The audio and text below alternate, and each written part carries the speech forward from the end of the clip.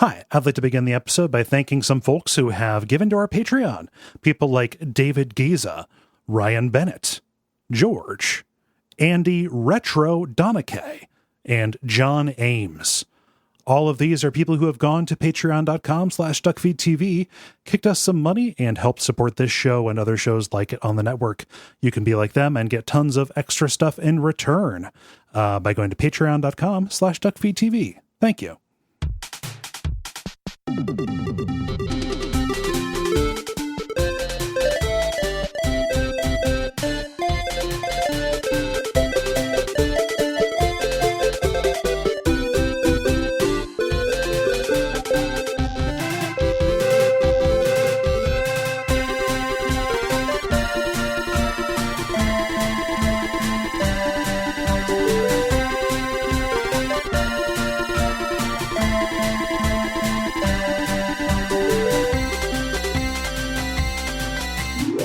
My name is Gary Butterfield. My name is Cole Ross.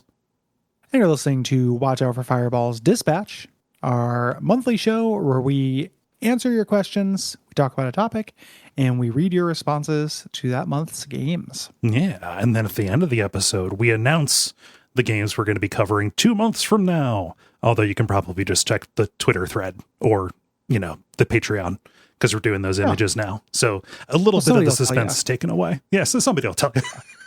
Yeah, somebody will tell you. Or I just the koi factor on the network is one of the weirder choices we've ever made, and I don't see it aging that well. I think eventually we'll grow out of that. And just be like, here's what we're doing in 2 years. Sometime in year 14. Yeah, just, still growing. So we're gonna answer questions. I'll get us started here. We'll just get right into it. Mm-hmm. Gray Rain says, is there a DLC or an expansion that you enjoyed more than the base game? When I played Muramasa Rebirth on the Vita, the DLC characters were so much fun to play that it made it hard to go back to the main game. I mean, I feel like we've made a little bit of a habit of doing these on the show, right? Mask of the Betrayer, miles ahead of base Neverwinter Nights 2. I probably wouldn't have played Neverwinter Nights 2, A, if it wasn't for the show, and B, if it wasn't, if it didn't lead directly into Mask of the Betrayer, right? Mask of the Betrayer is the only one I think that I like a lot more than the base game. That's the thing, right? There are tons of worthy follow-ups, like things that are just as good. Mm-hmm. But it's like, I don't know, I don't like Dead Money more than I like New Vegas. Right. I just like it as part of New Vegas. Mm-hmm. I mean, it's really tough, but Far Harbor, I think Harbor's the other one. Yeah. Yeah. Far Harbor would be a good one, I think, to throw in there. The Wasteland 3 DLC location that I did, there was 2 of them. I only did one of them. Mm-hmm. Was really good. The one that is the factory that's making weapons. Yeah. For Colorado, like that's a really good DLC. I don't know if I like it better or if it's just also good and fits in. Yeah. So yeah. Oh, I like. So there are definitely some, but I like Outlast Whistleblower more than I like the base game of Outlast. It's scarier, better paced, etc. Yeah. Yeah. Lots of whistles, lots of fun whistles to blow. Different sounds. You get to compare the noises. One sounds like an owl, one sounds like a train. It's great. Yeah. One goes. that one's a ring. Yeah. It's a special ring. Yeah. Lucas. I know we just got Elden Ring, but where would you want FromSoft to go with their next title? What would you think about a Bloodborne or Sekiro spiritual sequel in an Elden Ring style open world? Sure. Yeah. That'd be fun. More Bloodborne for me. Mm-hmm. But that would be cool. I don't know if they will just take their kind of, Souls combat and apply it to open world. And go back and do the other kind of games are like that. I'll be curious. Yeah. I basically I don't know what to predict now after being pretty cold on Sekiro and really, really hot on Elden Ring. Mm-hmm. I'm back to trusting them to do what they want to do. Yeah. Basically. And then there's stuff that we know that's in the pipeline, right? New Armored Core something they're working on. Yep. I'm curious about that just because, they've been in a different mode for so long. How much of the stuff that we really like is going to be backported in? Just really curious. I trust that studio quite a bit. Yeah, and obviously Elden Ring DLC. So like anything that we say would be at least 3 years out. So it's hard to be like terribly excited about it. Yeah. Could be something we don't even know to wish for. Mm-hmm. Yeah. Joe Benson says, would you guys ever put the Breath of Fire series on the WAF podcast? Preferably the 3rd or 4th entry. And then any JRPG music that gives you instant nostalgia attack, or that Ratatouille critic scene. For example, the Legend of Dragoon menu music does that for me. It would definitely be the 3rd if we do it on here. It's a little bit too close to like a basic ass RPG. We like to veer away from that, or at least put a bunch of stuff in between. But yeah, I am a huge booster for 3. Yeah, I would like to cover at some point Dragon Quarter. Yes. But that's also not what you asked. But I guess they did. That is in the Breath of Fire series. Yes. Yeah. So at some point I would like to talk about that because I think that's really interesting. It was way ahead of its time. Yeah. Yeah. I'm not chomping at the bit for it, but I would be down. Yeah. At some point. Yeah. I'm not again it in that I'm not specifically again it. While also not bit chomping for it. I played 3 and 4 and 1. Like I weirdly played most of the Breath of Fire series, which I didn't. It's strange to think back on. And I mostly remember like summoning weird little critters. Okay. But I don't. I remember like the fonts and the color scheme, and absolutely nothing about the plot or characters. Yeah. Like that part was exceedingly unmemorable to me. So I don't, I don't know if that actually is indicative at all of the game, or if that's just memory or what. So it's hard. I'm not excited, I guess, it would be my half of that, but sure. Why not? I'll make a recommendation for Joe on Amazon. I only say that because that's where I got it, because it was advertised to me there. Very recently, a company did a big art book of art and like notes and documents and stuff from the Breath of Fire series that is really good. It should also be relatively inexpensive, nice, attractive hardback book. And I'm such a big fan of 3 that I bought it, even though I am, relatively cool on 1, 2, and 4. There's not as much Dragon Quarter there as I would like. But yes, nice. It is. I generally like those kind of like big art books. I like to sit there and read them while the Pelmers jump up and down and go Turbo Team. I much prefer things like the fine art of the Division 2. Or I just go to that corner of the bookstore that's never been touched. Yeah. And I just randomly pick. Nobody's sure who stocks it. Yeah. It just came with they built the bookstore around a big stack of Tom Clancy's art book. Yeah. Oh, also, if you go to the Duckfeed YouTube channel, I did a playthrough of Breath of Fire 3. There's even a condensed version of it if you would like to see. So if you're champing at the bit for that. As far as the music, the Red Wings theme from Final Fantasy IV will always get me going. The Baron theme. That's a good one. Yeah. The dun dun dun dun dun dun. Yeah. It's the unsatisfying answer is anything from Final Fantasy IV or 6. Yeah. Basically will do it. Yeah. Real hard. Yeah. So even the stuff that I don't like very much will still grab my brain just because I listen to it so often. Like the Velt theme will show up in the background of a YouTube, and I'm like, I'm not even that big a fan of that piece of music or that character. In that game, not that mechanic. Like, irritating mechanic, like grindy, stupid mechanic. I'm just like, whoa. Oh, fucking Gao. Yeah. Horrible goblin. Oh.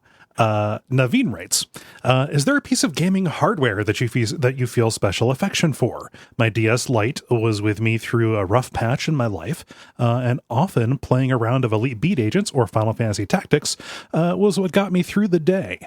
I'm doing much better now, but I still smile when I see my old clamshell friend in the drawer from time to time.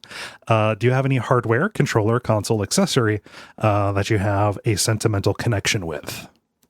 My clamshell friend got too dirty and I had to throw it out.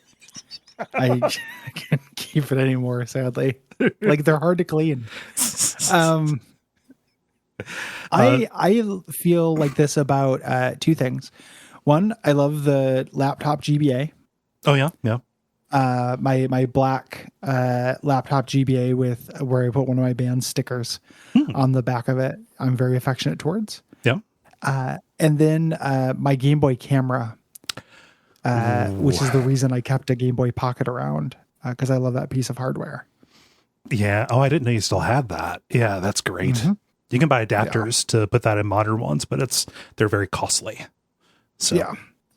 And it just like blood, it'd be a weird form factor kind of thing. Like it never leaves my Game Boy. It's basically to say digital camera, like a big awkward digital camera.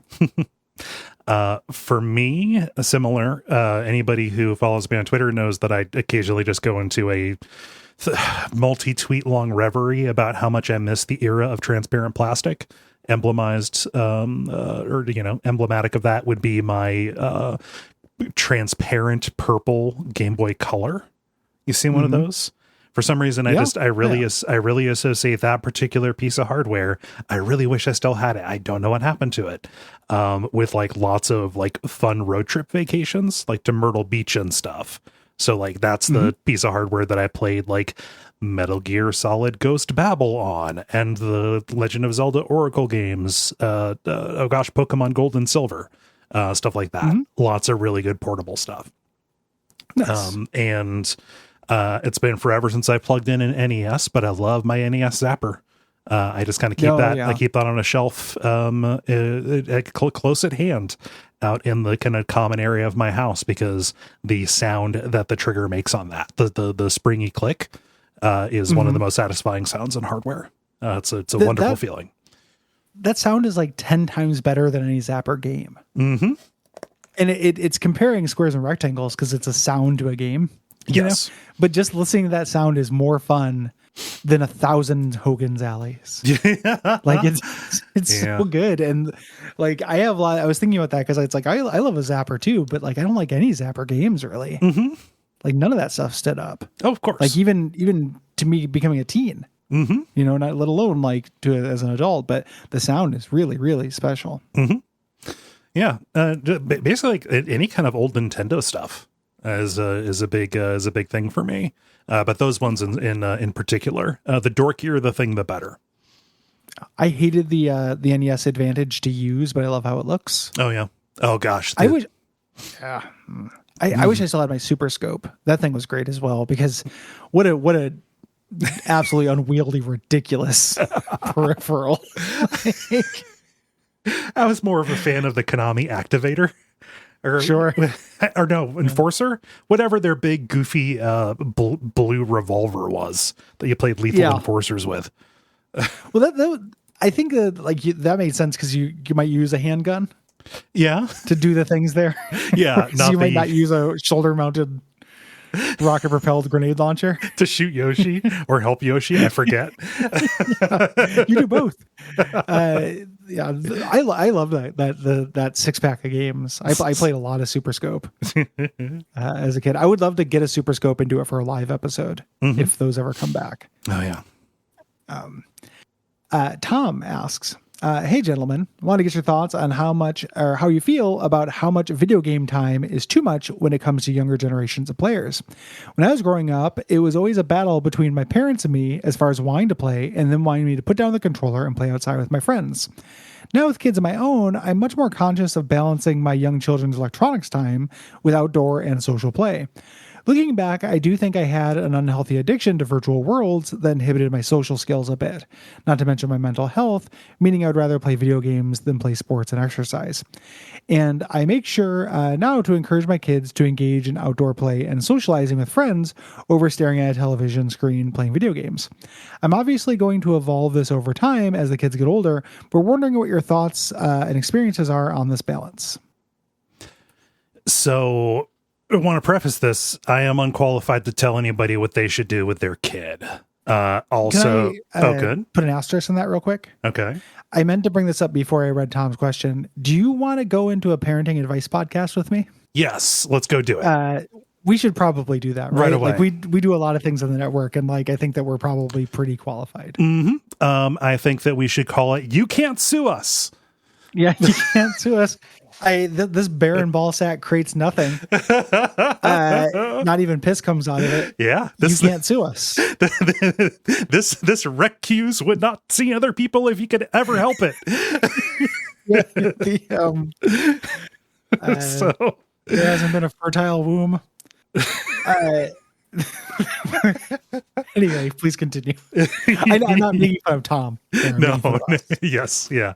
No. Also, I grew up at a different time. I didn't have games specifically designed as a service connected to the internet that were simultaneously designed to keep you addicted to it. You know, people in lab coats moving slide rules to price the next upgrade or whatever happens with Roblox or what have you. You know, and like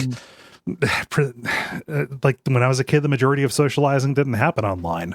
So it's hard to say like what else a kid would be getting out of their screen time that, you know, I didn't get, you know, when I was doing the things that formed the experiences that would form the basis for my advice on this question. Generally with any of this kind of stuff, it's like, if you're asking the question, that means you're aware and you probably have a good sense. You kind of know before you know, and you're just kind of putting it into words. So like, is it, or at least you're thinking about it? Yeah. You know, so like, is there too much? Like, maybe not, but like, maybe that's a chance to try and put in something new, you know, together time or to learn a little bit more about what they're getting out of it. So you can help them make better decisions about it, you know? Yeah. Yeah.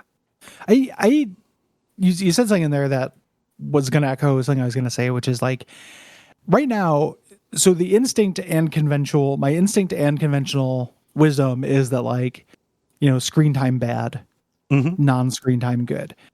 And then I think about like my own life and things, how that's changed, where like now I genuinely do legitimate and valuable socializing. Yes. Online, and I use online as a outlet for creative works and such.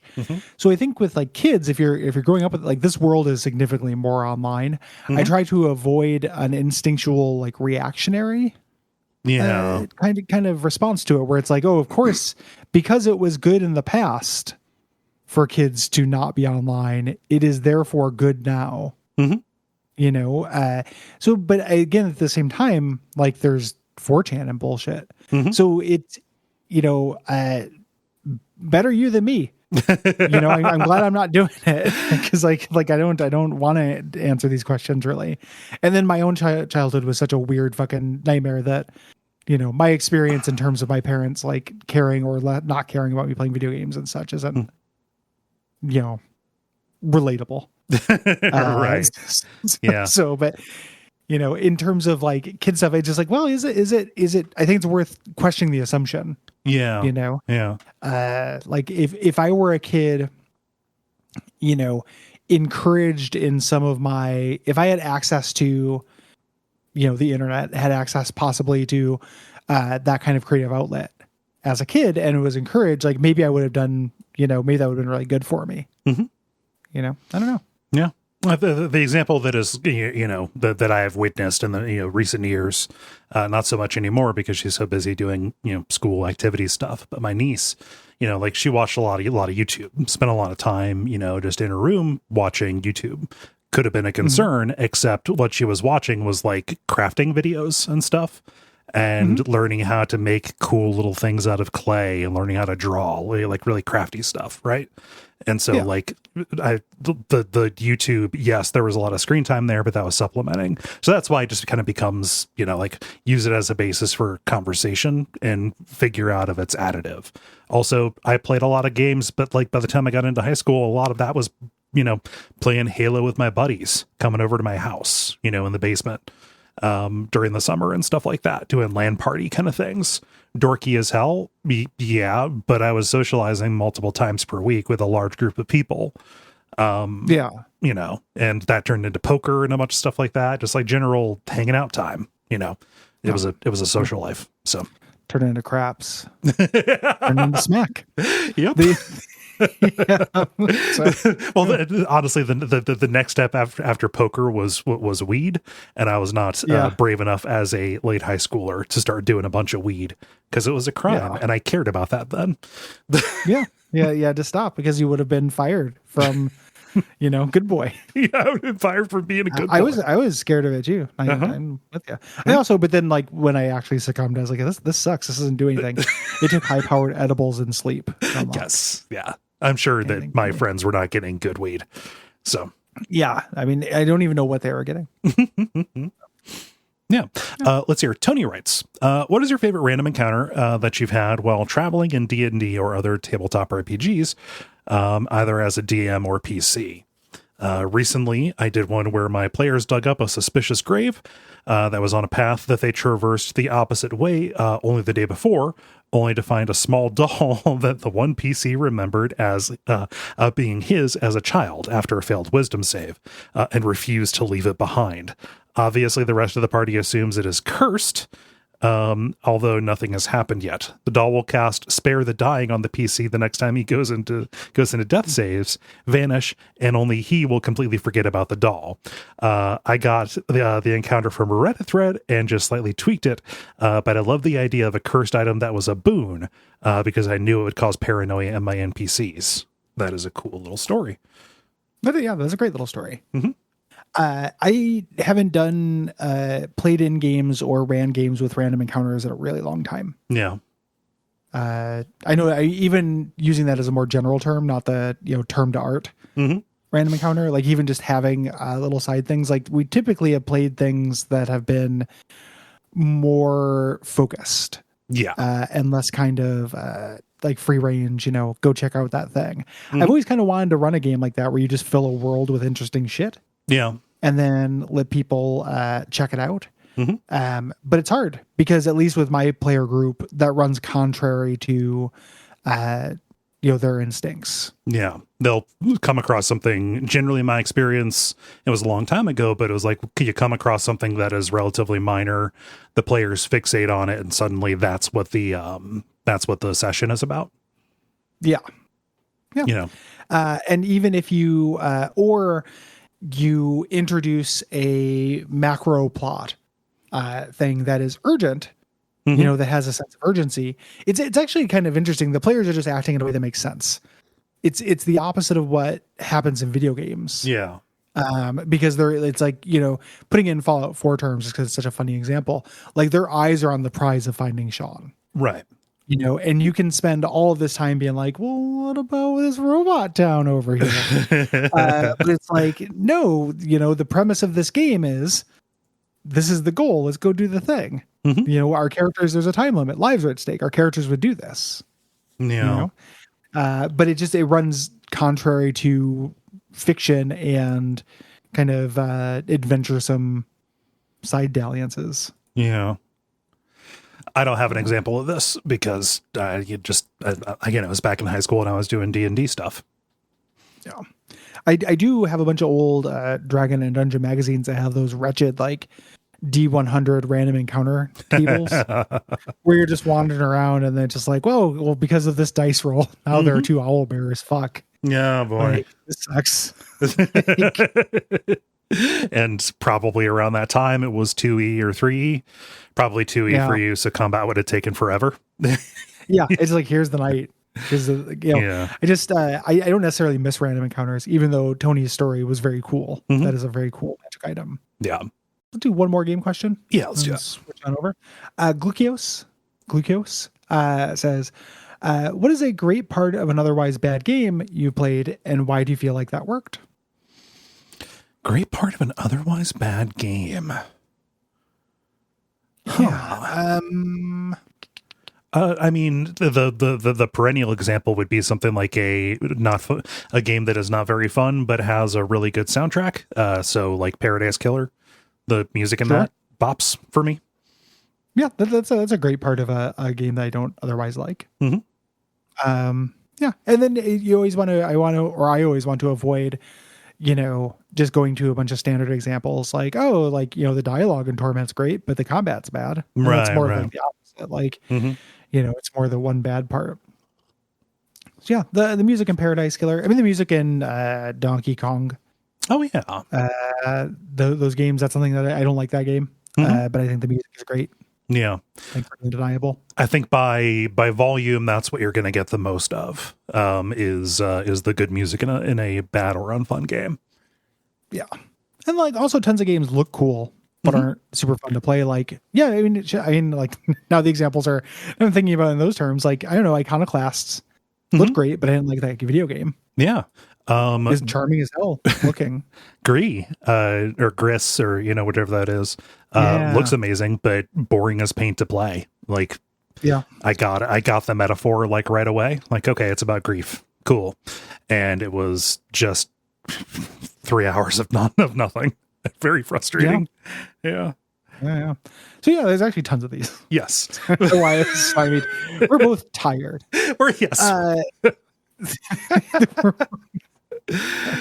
Oh my gosh. Move on to some life questions. Yeah, let's do. This will be me. Abe says, segue. What's that? Look at this accidental segue. Oh yeah. Yeah. Abe asks, do you guys ever get to take time off, vacationing or otherwise? Might just be my poor memory speaking, but I can't remember the last time either of you mentioned being able to step away from work for anything more than a weekend getaway. No. Sometimes. Well, no, yeah, we do. Every once in a while we do. Yeah. It's not very frequent. Yes. Weekends are, I try to do that. Yes. But other than a weekend, not a whole lot. Yeah. The last vacation that I took was when I went with my family to the Virginia coast back in 2016. Everything since and around that has been staycation style. I'm just going to unplug for, 5 days kind of stuff. The thing is, I really don't like going places or doing things. Yeah, there you go. Yeah. I like going places and doing things, but weekend, again, it's just been weekends because it's a pain. No time off goes unpunished. This sort of job, and most of that time off when we've done those kind of like flexes and stuff, I've had to use to fucking move. Yeah, which is miserable. So it's time that should be vacationing, but actually, it's the most stressful fucking thing it is. Yeah. It's worse than working. Yeah, it's actually, it's horrible. Yeah. So, no, thanks for asking.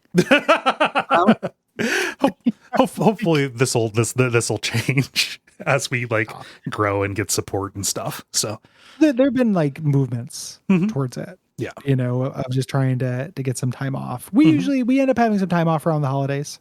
Oh yeah. Kind of incidental. Incidental, week and a half or so.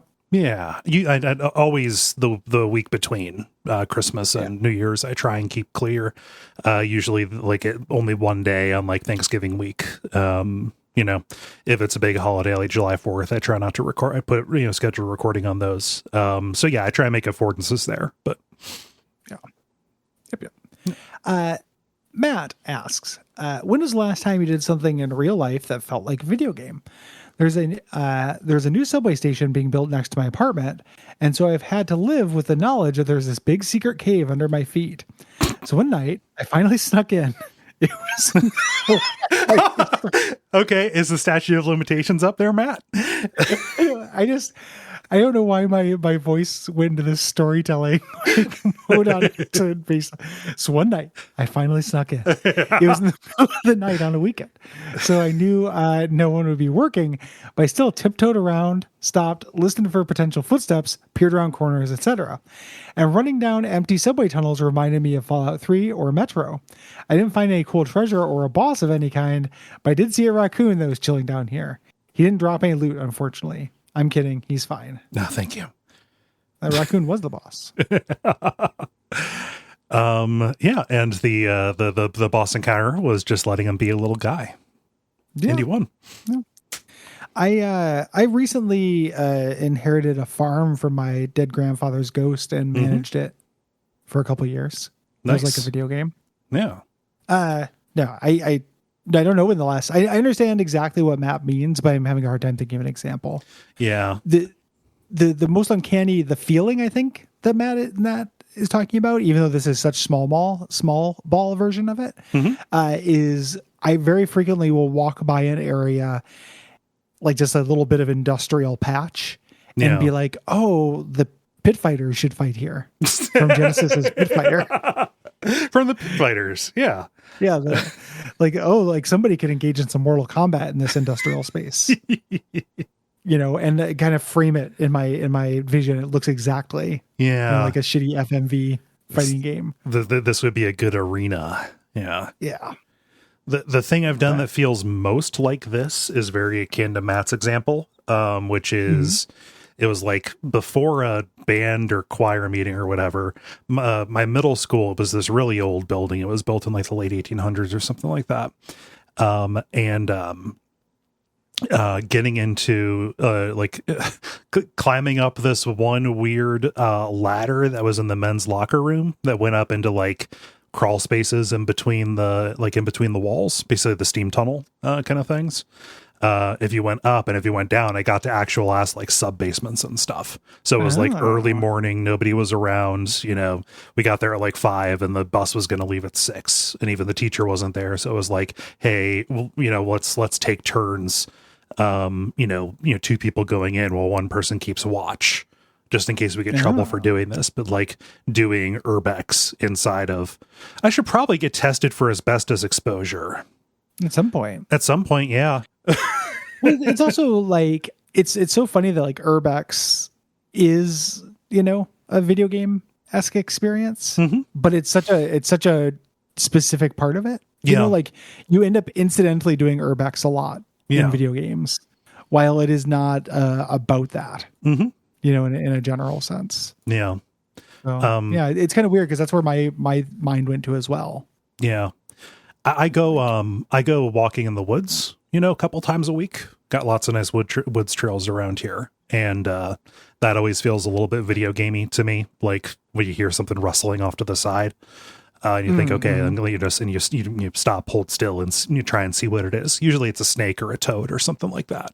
Maybe a squirrel or something. But it's like, is this the encounter? Is this where the bear gets me? Is this the untimely end of Cole? Pokemon? Yeah. Yeah. Grizzly Cole. Yeah. But then like Pokemon was made specifically out of that experience of walking through grass in the wilderness and stuff. So it's one of those things. That's the other thing too, is like gonna give, walking in the woods to video games. Yes. As an experience, like video games are about so many things. It's like, right now playing Podcaster's Life. Which they have not made, but there's that Streamer's Life. Oh yeah. There's YouTuber's Life. Yeah. Yeah. YouTuber's Life. Yep. Media questions. Yeah. Roberto asks, or is this me or you? Go ahead. All right. What is the thing in a book, album, game, or movie that had scared you the most? I assume before age and exposure desensitized you to such responses. What medium and what themes or vibes are your favorite or most reliable ways to explore horror and get something out of it besides that's cool? Yeah. So something in a book album, like what was the most afraid I've been? I mean, like the most viscerally I was afraid was that time I was replaying Silent Hill 2, walking through the woods, and I heard a sound coming from within my room that sounded like the chainsaw. Turned out it was the cell phone that I just got vibrating on my nightstand. So I'm walking, and then from like 3 feet, like not coming from the TV, I hear. That's great. Yeah. But that wasn't the game itself. No, I think it counts. Yeah.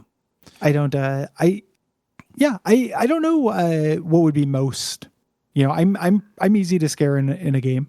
I get spooked if a game has spook 'em ups. Yeah. The example I always used, which I don't know if it would hold up because I haven't gone back to it, is a Half-Life 1 mod called Afraid of Monsters, which I found too scary to play. Okay. at the time, and not just for like exhaustion reasons. Like I can't do a Five Nights game for a long period of time, but that's just fatigue. That's too scary to play with the other way. Yeah. And then in terms of like albums or books or anything, like I don't really get scared by books. Yeah. The written word will not frighten me. And albums never frightened me. Movies, I get very unnerved by specific imagery more than I do specific concepts. So like, after I saw The Strangers for a long time, when I looked out my window that you couldn't see outside of because it was dark, I could just imagine somebody standing there forever, and that scared the crap out of me. But it wasn't so much the movie just being scary.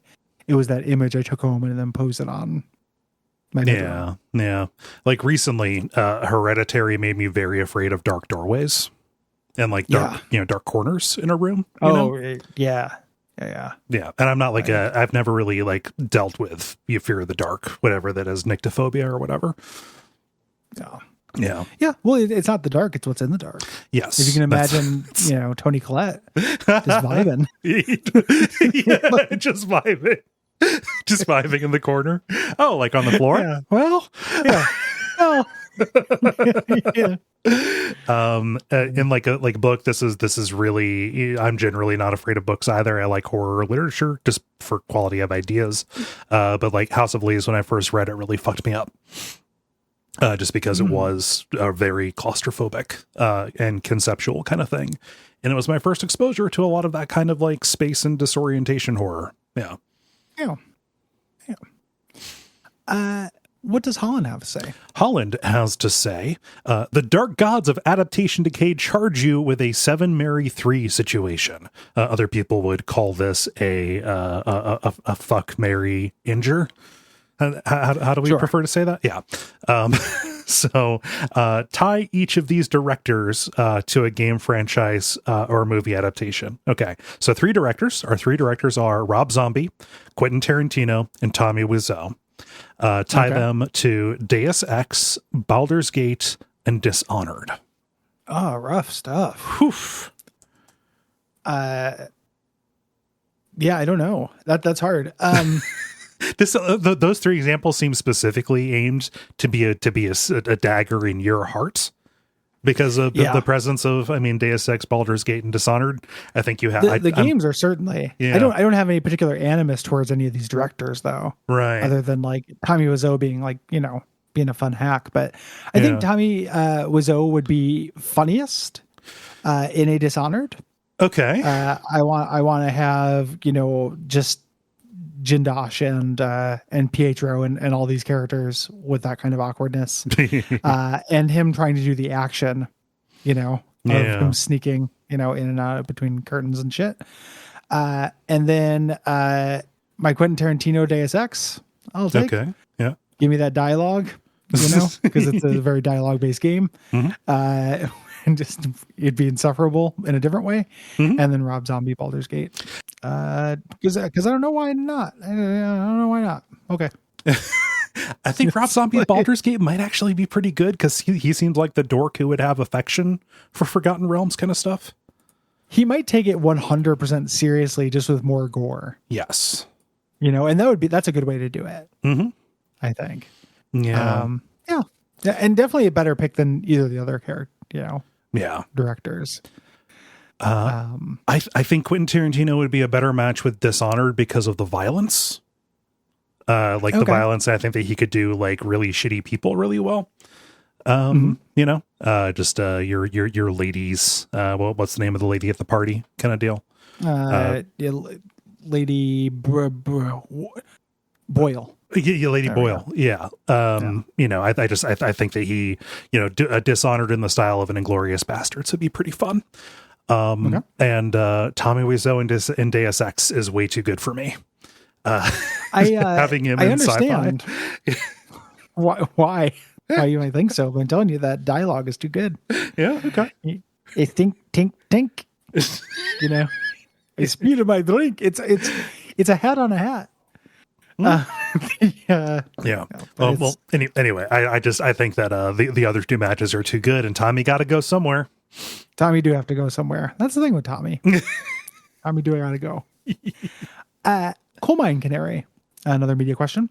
I find myself disliking characters people see as badass as time goes on. As far as I can tell, a badass is a horrible person that we like for some reason. Perhaps the best example of this is The Punisher. Is badass a virtue, or is it some weird glitch in our brain? Is it really that cool to not look at explosions or saying Bible verses while blowing things up?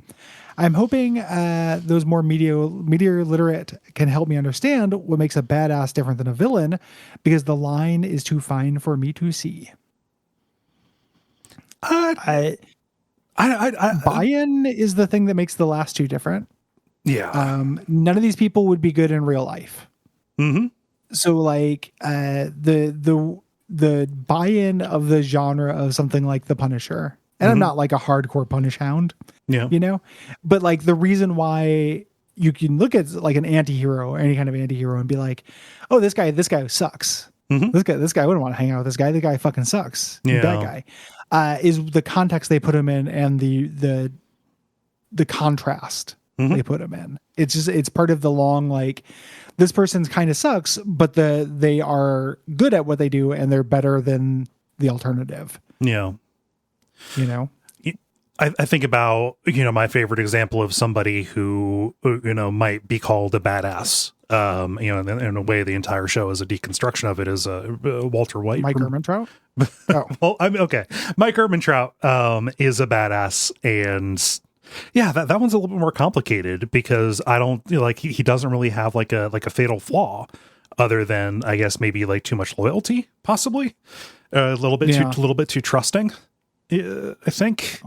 I don't know. He's great though. Oh yeah. like he's incredible. Like, so it's hard for me to think it's a virtue, because there are, in my head, I can immediately summon examples where it's awful. Mm-hmm. And then there's Mike Ehrmantraut. Yeah. Like it's I don't want to filter down into subjectivity soup, but it is a thing that I think really depends on execution. Yeah. Or what you're looking for. So like, yes. The Punisher stuff that I've read that I liked, that I thought was pretty fun, like the Rick Remender run and parts of the Garth Ennis run. You're not there because you want to hang out with the Punisher. Yeah. Like he is a shit. You're there because you want to see, like, the same reason you watch like a Grindhouse movie. Yeah. You want to see inventive kills and pulp situations. Mm-hmm. That move by quickly, and it's like a Grindhouse thing. Yeah. It's a genre thing. Yeah. So it's like why I would watch the Saw movies for the kills, right? Oh, those get creative. At the very least, it's creative. But not the characters. Like, you're not watching it because you're like, oh, this is a good person. Right. These people are good. It's like, no, everyone there is flawed. Yeah. It's not about that. Mm-hmm. Yeah. I think about another badass, John Wick, right? Just hyper competent, taciturn, or whatever. I'm watching those movies for the action, right? Like, it just depends on what you're looking for. Well, of course, yeah. Like, but yeah, you're not, John Wick, and John Wick is relatively noble, on this scale. But the other reason that you can watch, you might want to watch a badass in a thing. So if you're not looking at the character, like, I didn't mean to steamroll over your point. I just thought of something. Yeah. With that, like, you're right about John Wick, like, you're watching that for cool kills and world building. Yeah. But you think about something, sometimes you get to watch these people change. Mm-hmm. And that can be real fun. Yeah. You can watch something like Fury Road. Oh yeah. Where Max, who is not, I understand he's not the hero of that movie, don't at me. Mm-hmm.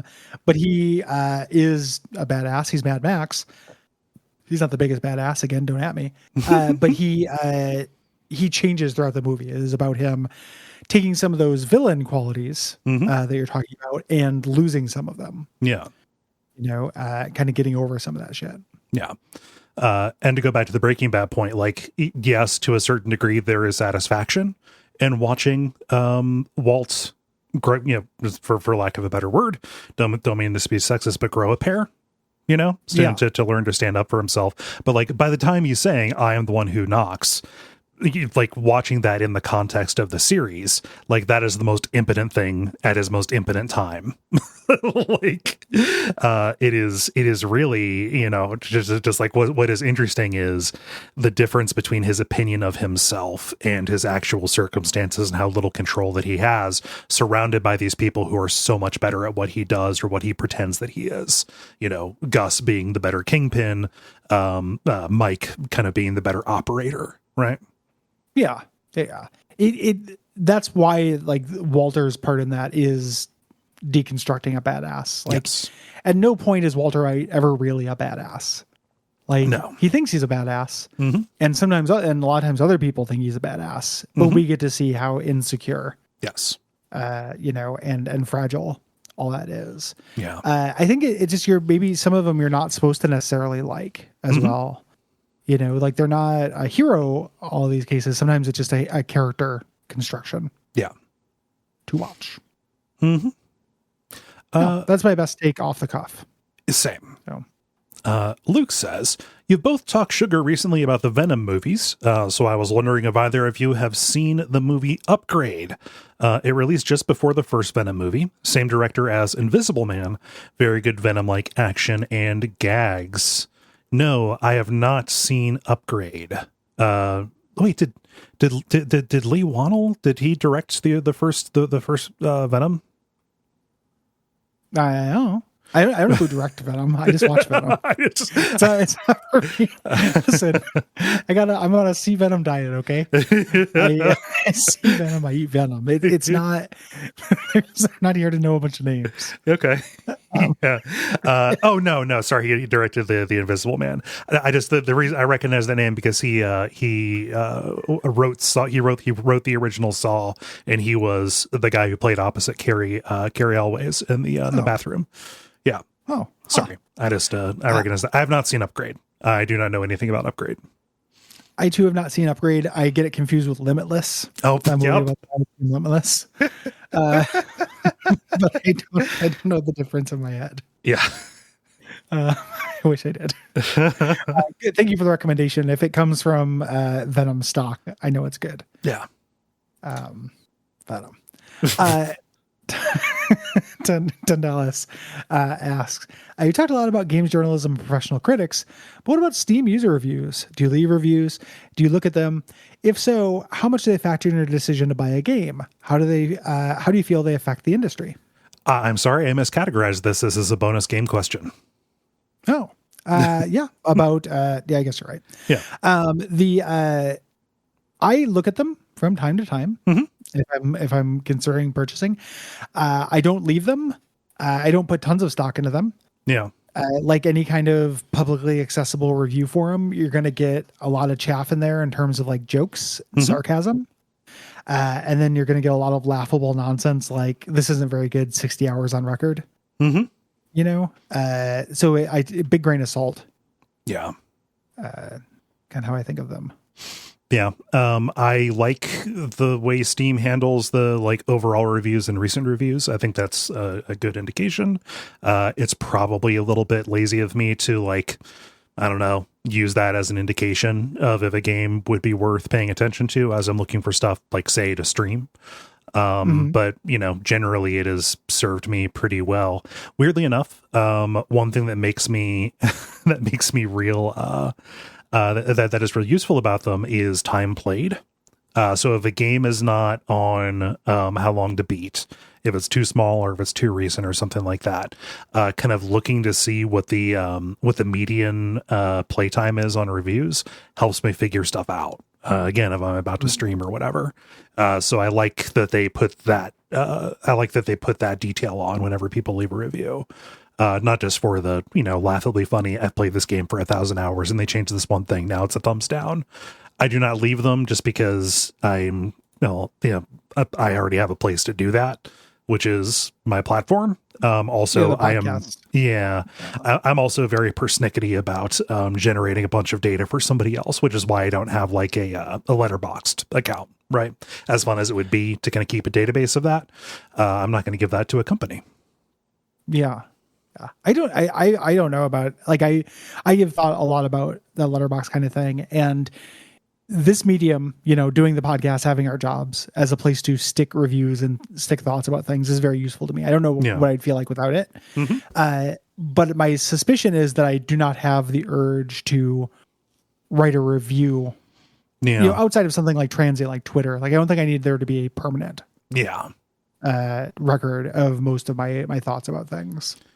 I mean, Letterboxd, nothing would beat the Joker review where that guy says, "Oh, this happened to my buddy Eric."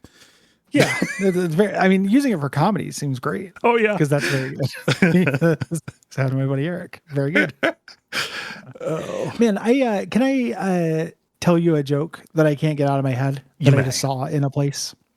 And apologies to everybody. I've been watching the new Kids in the Hall. Okay, it's very good. They haven't missed a beat. It's what is really that refreshing to hear and come back.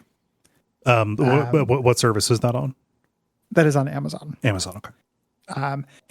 There's a part where a character is giving birth, and their husband's with them, and their husband leans down and goes, "All right, honey, now don't embarrass me with this."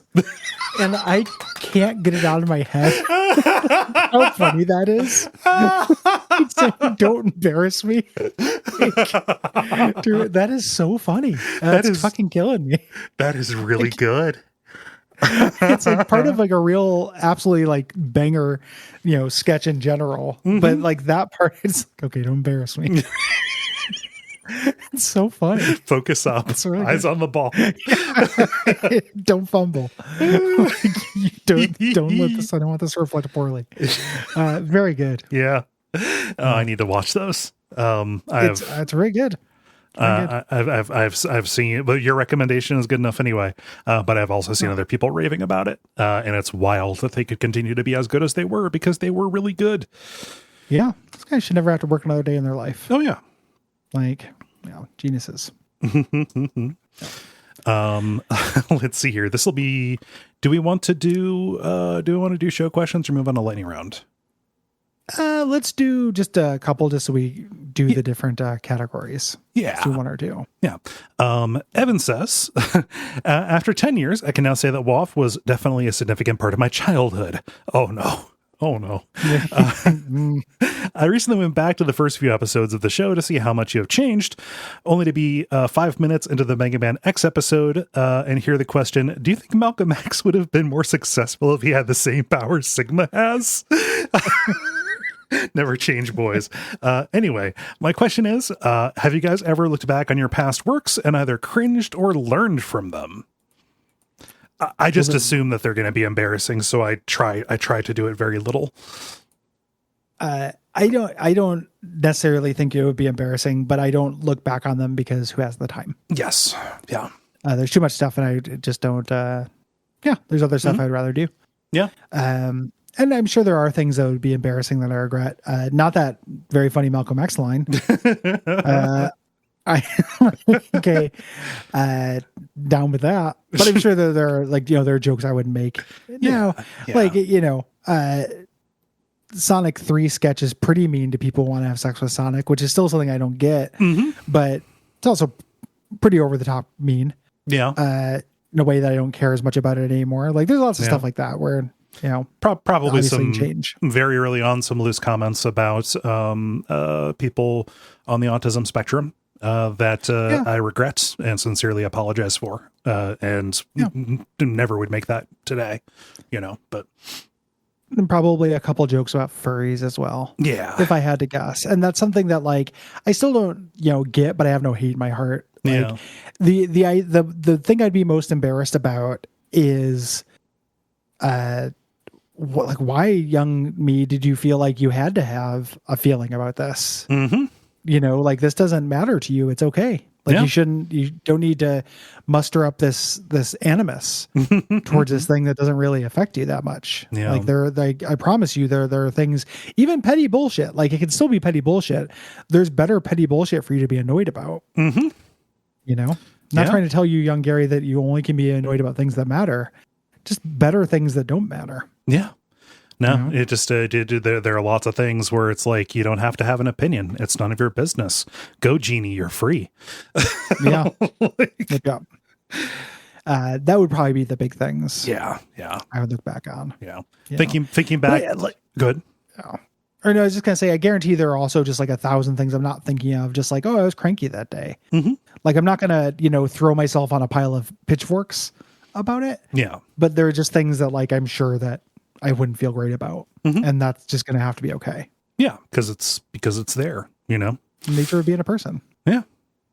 But the other side of this is like, I don't know, I'm pretty, if I can turn this into like a brag thing, times when lines or bits have been brought up from from early episodes, I'm really happy that we started with such a good rapport, making goofs like that. Like that's a really good joke about Sigma. If I can say that, I'm pretty sure. I don't know which one of us said that, but it's like, oh, that was like the first time that we spoke with each other, Yeah. Yeah. So like, I think that's pretty cool. Like I'm happy about that. So to make this not just about the misery of our past selves, to lean into there.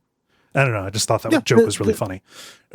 The nice thing is that like, it doesn't, I like the way that I approach this and you approach this similarly, I think. Not being prescriptive and saying it's the only way, but I personally like being generally happy with those jokes, but never thinking about them or revisiting them. Oh yeah. Yeah. Like somebody can bring them up and be like, hey, here's this funny thing. And I'm like, oh, great. And then I'm happy about that. But then I have to move on because dwelling on it feels gross. Yeah.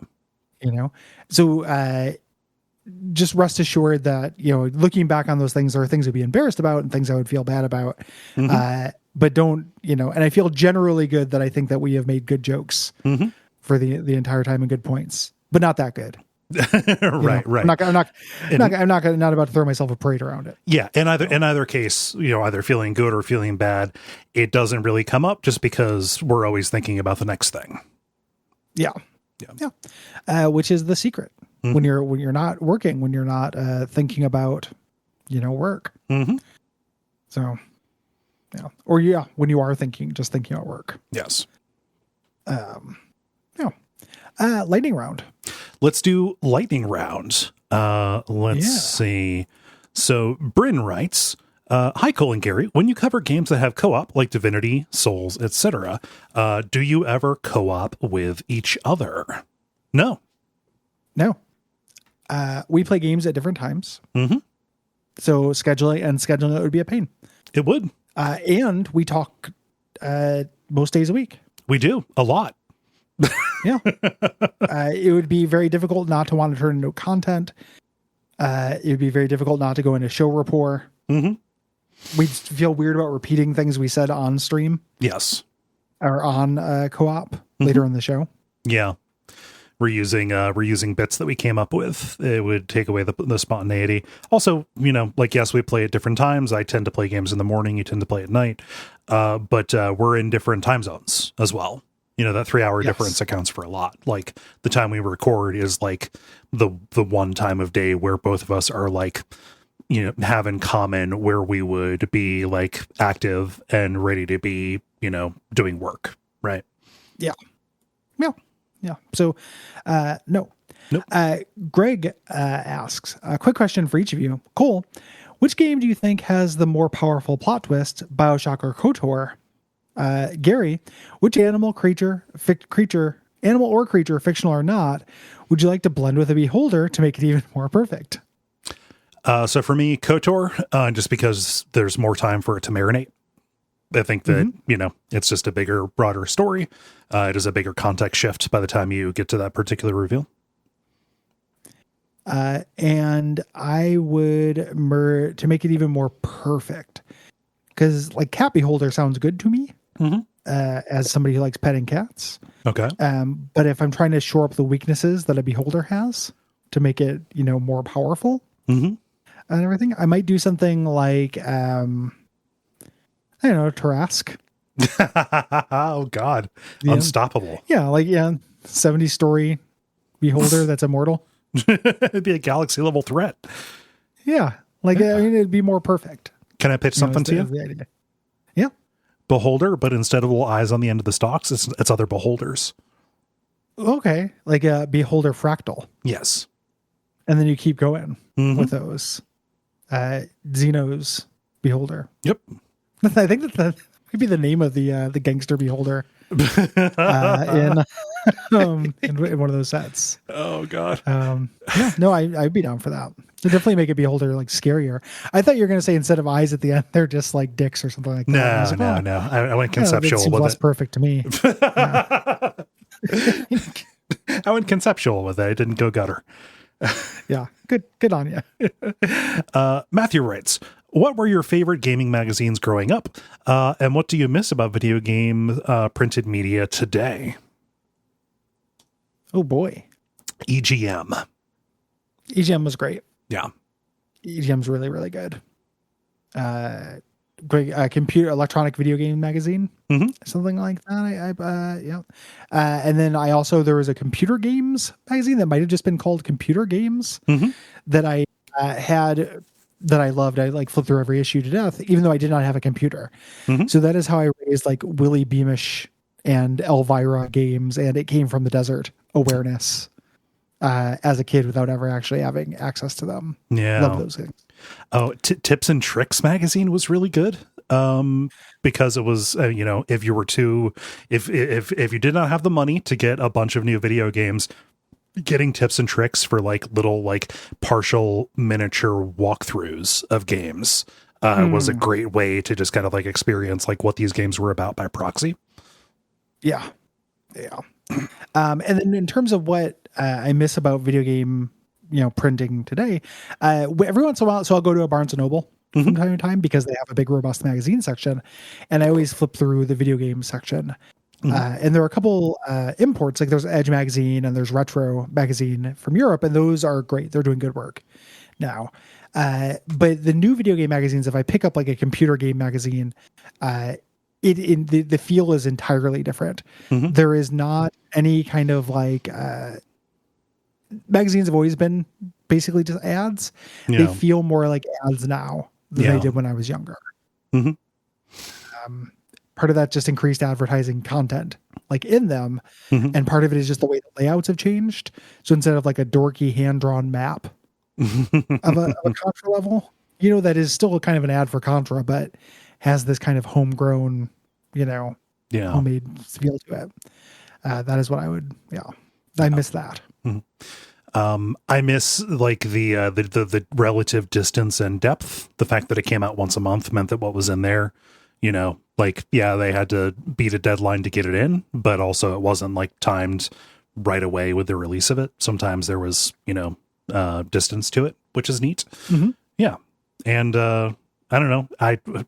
As much as like the practices around them were probably pretty shitty, previews were pretty fun in magazines in a way that previews online are not. Yeah. It was the only way to get some of that stuff. Yeah. It's what I get, the way that I fulfill that same function now is significantly less fun, which is just waiting for after an event, like after Nintendo Direct, going to whatever video game website. It doesn't matter which one. I don't care because the editorial voice for this doesn't matter. And then just flipping through a list of everything that was announced. Yeah. It's a powerfully unfun version of the same experience.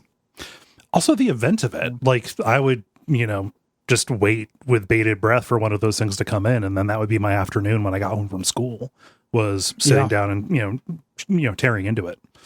So putting a magazine in a book bag and like going somewhere, going to a park. To read it, or calling in sick, and then your mom comes back from a grocery store with a video game magazine. Oh shit! Yeah, I think I just miss being a child. Okay, Hank. Nathan asks, "What is something popular to dislike but you enjoy?" Dad rock. I have to okay, that's a good answer. What do you consider to be dad rock? Wilco. Okay, so like modern dads, not our dads. Yeah, I mean pure rock. People Our Age rock is what you're talking about. It was, Like- some of the stuff was, like Wilco is the example, but like, Billy Bragg, stuff like that. It was considered relatively staid and outdated, even around the time it was coming out. Like when Sky Blue Sky came out, people were like, what the fuck is this lame shit? And I was like, no, this actually owns. And it's been nice to see that album get reconsidered, since it came out. But yeah, just, stuff that people would consider dad rock. Cause like our dads would be, that's just classic rock. And I would say like, oh, Neil Young's really good. And that's just true because that has been shown, he's just good. Yeah. I don't know if it's popular or dislike. Yeah. That stuff either. Even though like it depends on the crowd saying it. True. Because of my peer group, my initial instinct was to say the MCU. Okay. Which is both popular and popular to dislike. I understand that in Gen Pop, like it's, I'm not trying to make it into a victim thing. Like it's, they're the Goliath. But in my Twitter circles and among my friends, there's a lot of like, oh, you're a baby who likes having keys jingled in front of your face. No one's saying that to me, but I see a lot of stuff to that effect in kind of my periphery. So it ends up having the same feeling, even if it's not actually accurate to real life. So, no, I can see that. No, it's the closest thing that I can think of. Yeah. Eric writes, what's a game that you tried really hard to like, but you couldn't get into? I was reminded of this through a Slack conversation recently. Monster Hunter. Oh, yeah. I bought every new Monster Hunter that comes out. People say it's the most accessible one yet. I bought 2 of the ones that were the most accessible ones yet. And both times was really heavily put off. Yeah. That would have to be your example. I can't think of a better one than that. Yeah. So I tried. Really did. I tried because you people wouldn't stop talking about it. I mean, like, there are a lot of games I try like pretty hard. Like anything we do for the show, I try. Even if I don't end up liking it. Al asks, is there a song that makes you want to die when it comes on? For me, it is Life is a Highway. Made the mistake of telling my annoying friend that, and now he plays it whenever he feels like being extra assy. Yeah, this is dangerous. This is dangerous information to give out, specifically because of that friend. That instinct that your friend has that exists in lots of people. There's so many songs like this. But I also get like a perverse joy out of it. I think it's funny. Bad music. So like, The Way I Mate, which is the Rednecks, the Cotton Eye Joe guys follow up. That is like a way harder song to listen to. Somebody somehow, somebody on Patreon, I forget who it was, but there was a reply to this, and somebody just said Cotton Eye Joe. It's like, oh, if you think Cotton Eye Joe is bad, wait till you hear The Way I Mate. You got to hear The Way I Mate. It's really, really rough. But if it comes on, like I still smile because it's so, so bad. Yeah. For me, it would have to be something that people like genuinely enjoy, so nobody's liking it. Ironically, like What's Going On by Four Non Blondes. I find that song really horrible. Yeah, like just really, really hard to listen to. Yeah. Huh. So, there's any number of like just like really bad pop country from the late '90s or early 2000s that gets under my fucking skin quite a bit. I Love You, period. Do You Love Me? ? Do you remember that song? No, I don't. Yeah, that was a big one. Yeah. No, I'm thinking of like Save a Horse, Ride a Cowboy. The one that I think is fucking vile is How Do You Like Me Now by Toby Keith. Oh, sure. Yeah, which is just about like, oh, you didn't like me in high school. Well, I'm a superstar, and you didn't add up to nothing, huh, lady?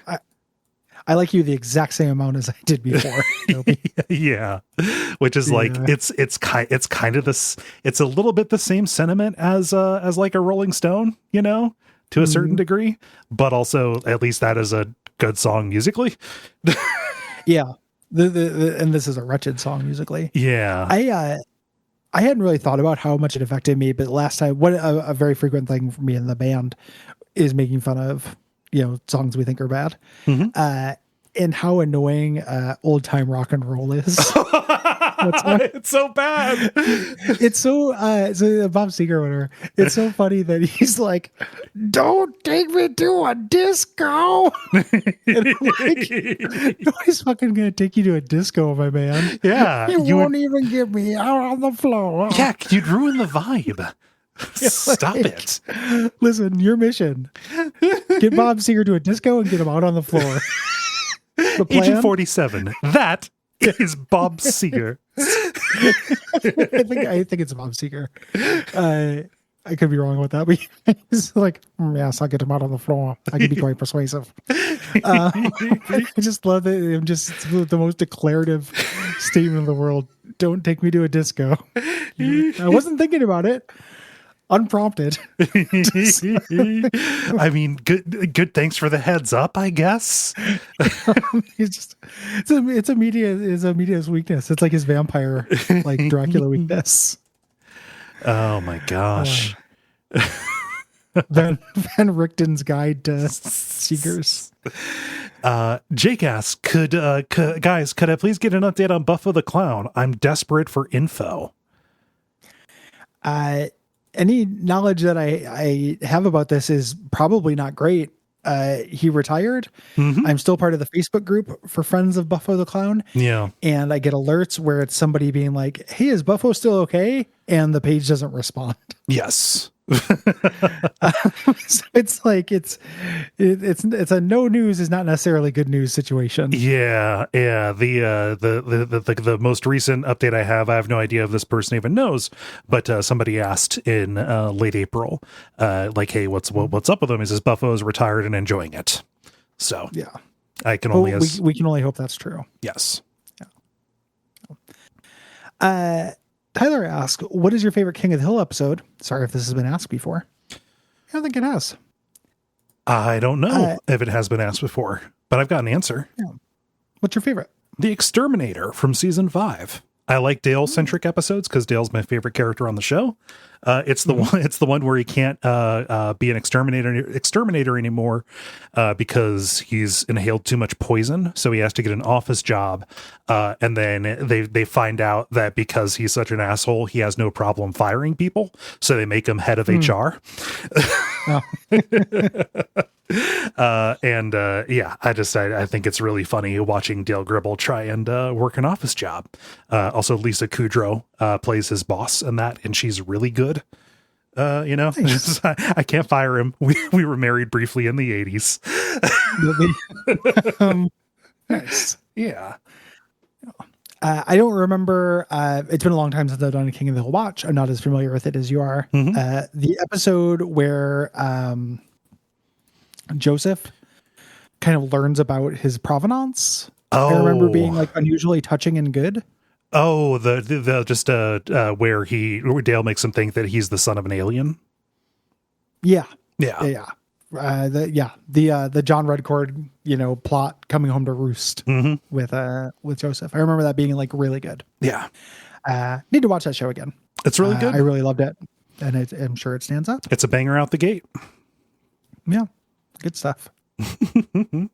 Let's see. Tom writes, which game character would have the best podcast? Who do you think would have the worst YouTube show? The answer to both is JC Denton. Yeah. I don't have a better answer than that. Yeah. Jonathan Yee says, imagine Gary disappears and shows up on Cole's doorstep, reincarnated as a toddler. I'd prefer not. Cole, how do you raise youngling Gary? Gary, same question, swatch for Cole. This shouldn't be a lightning round question. This should be a topic. This is. I mean, do I know it's Gary? Like, has Gary disappeared and here's a little bearded baby on my front door? I mean, the only answer is the best I can. Yeah, it'd be difficult being a single father of your podcast partner. Yep. Is he still in there? Yeah, you still have to keep doing the shows. Like, Like, how is the Patreon affected? Like, there's too many questions. Lots of variables. Yeah, this is very complicated. Yeah, as best I can. Or I think that I would probably find some childless couple, Oh, yeah. That was like looking for a young podcaster. Yeah. It's, I mean, it's like a childless couple who is not afraid of disappointment. Yeah. Like that family that adopted Juno's horrible baby. Yeah. From the film Juno. Well, no, it was just the mom, because the dad was a piece of shit. It was just Jennifer Garner who adopted the baby. I forgot. Yeah, Jason Bateman was creep. He was a jerk. I only saw that movie once and did not like it. Yeah, I remember that detail because I remember how just bad he was. Yeah, I give you to Jennifer Garner. Okay, that's fine. She has resources. Isaac writes, did you know that the Red Hot Chili Peppers' original name was Tony Flo and the Miraculously Majestic Masters of Mayhem? Let me throw that into Google real quick and make sure it's true before I react. It does pop up with Reddit. Oh, yep. Okay. So that seems to be true. Jamie, can you look that up? Getting 0 Pinocchios on this one. Woo. So I didn't know that. To answer your question directly, I wish that they were called that, because that band would be less likely to succeed. Yeah, even though if they did succeed, it'd be so much worse. True. Like, hey, do you want to go see Tony Flo and the Miraculously Majestic Masters of Mayhem down at the Gorge? And it would just be like, yeah, woof. I didn't know that. Mm-hmm. Woof. That's really bad. Jack says, what is your favorite turn of phrase from a bygone era? Any non-racist thing a prospector would say when he's frustrated. Yeah. Cole Sarnett. Yeah. Consarnate would be a big one. Raspberries. Basically, raspberries. Like whenever the Simpsons go into like riffing on old time language, would be one of those things. No grifting, Bart. Raspberries. It's often Bart. It's often Bart. So I says to Mabel, I says, yeah.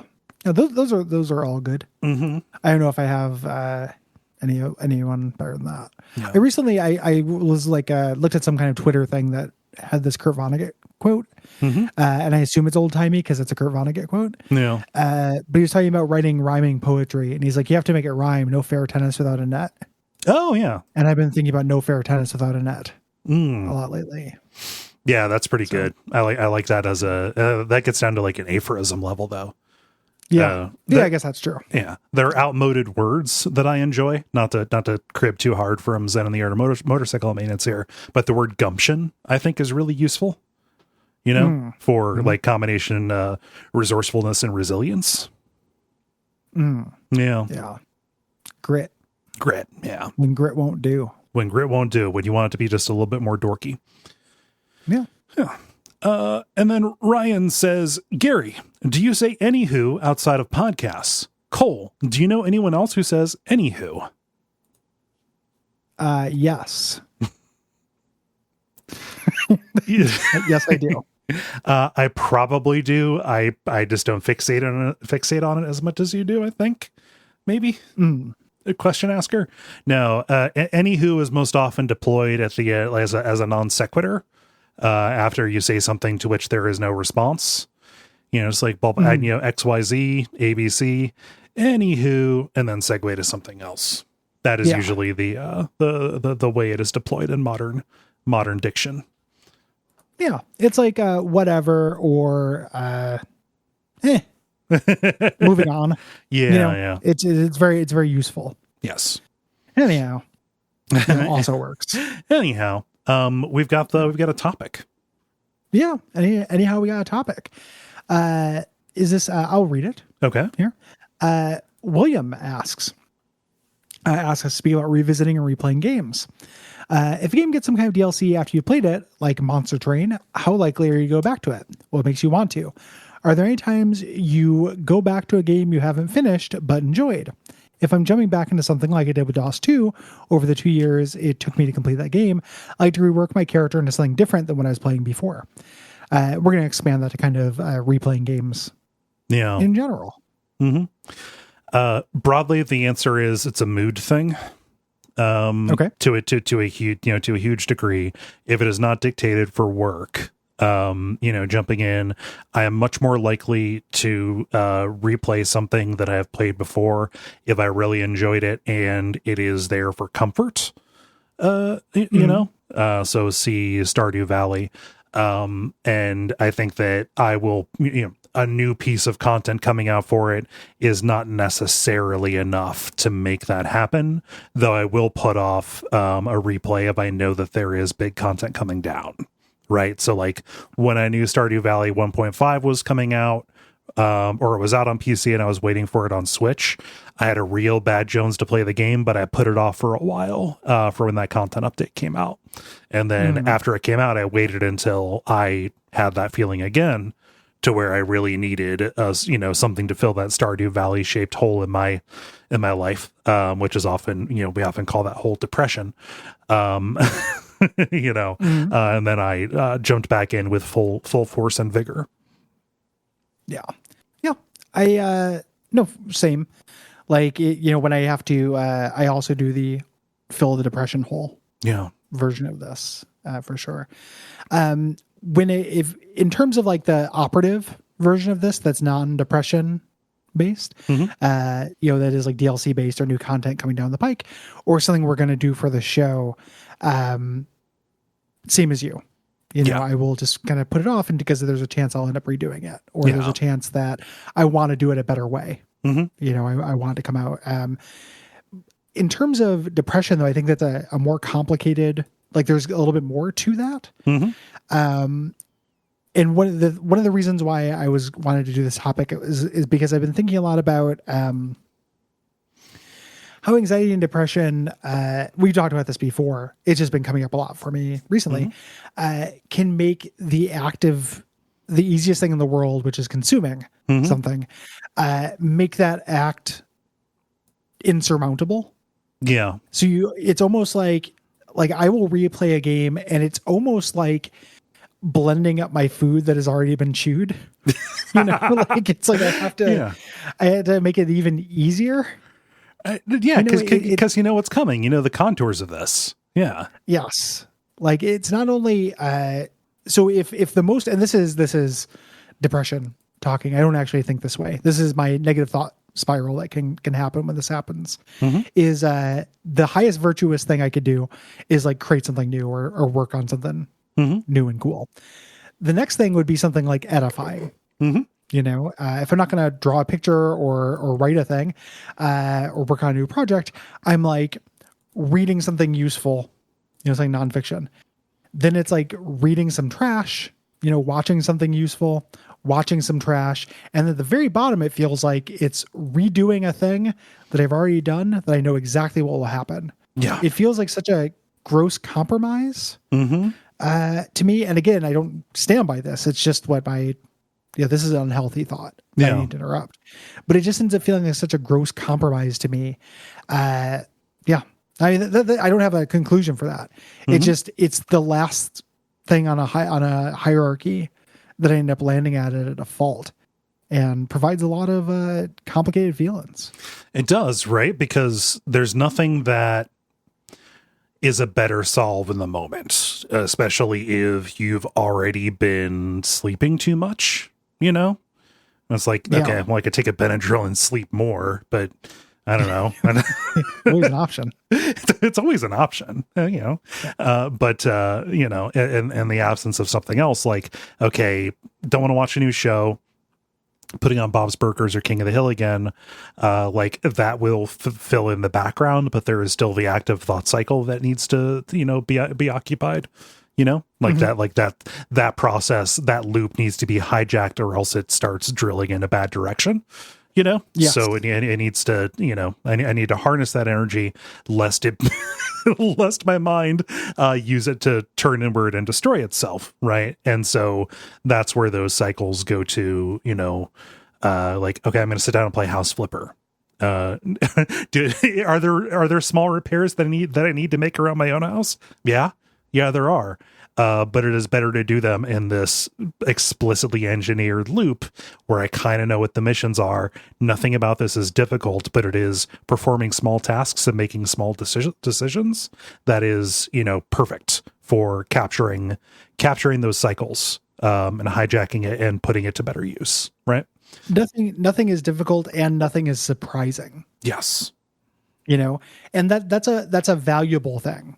Yeah. Like this sounds like a classic Duckfeed, like depression confession corner, like depression confession corner, which is, half of our content. But like one of the things I've been thinking about it with is it's like, it is an unhealthy attitude that disparages this. Yeah.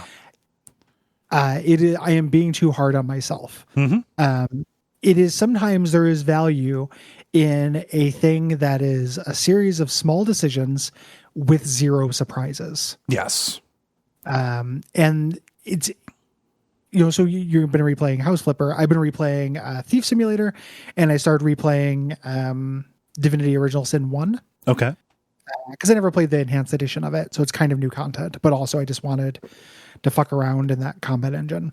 Yeah. For a while, and it'd been a minute. And it is, so when we're talking about interrupting the process of your brain drilling in the bad direction, mm-hmm.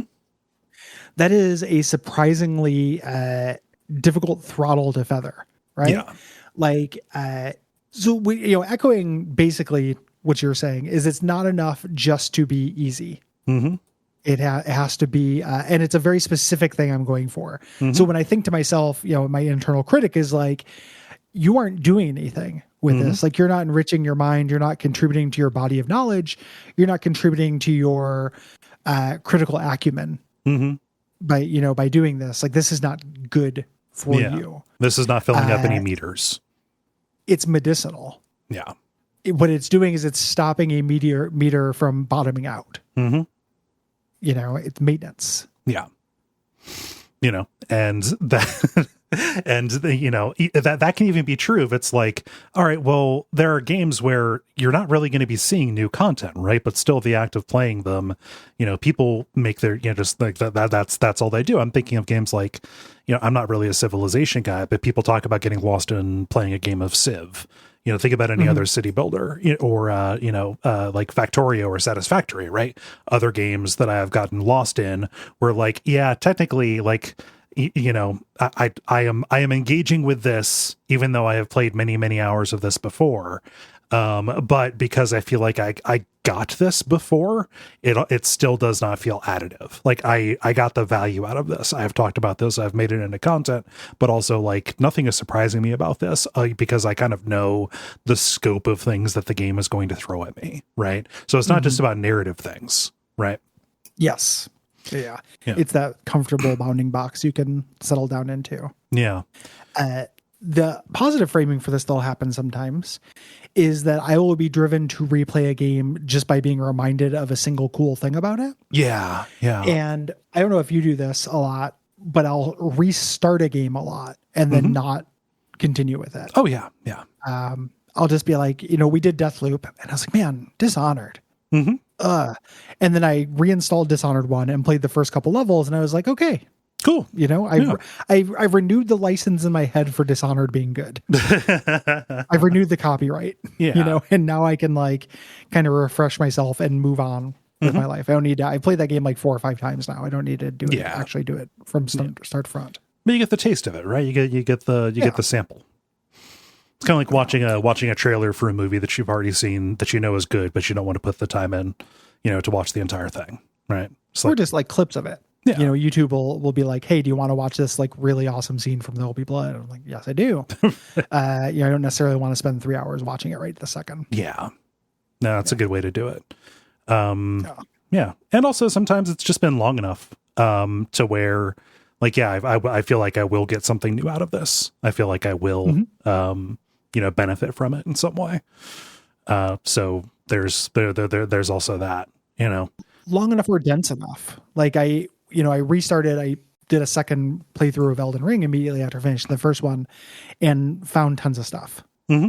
Like just straight up new content that I hadn't seen. Yeah. So there's sometimes like a work will actually justify this multiple sweeping passes. Yeah. Over it.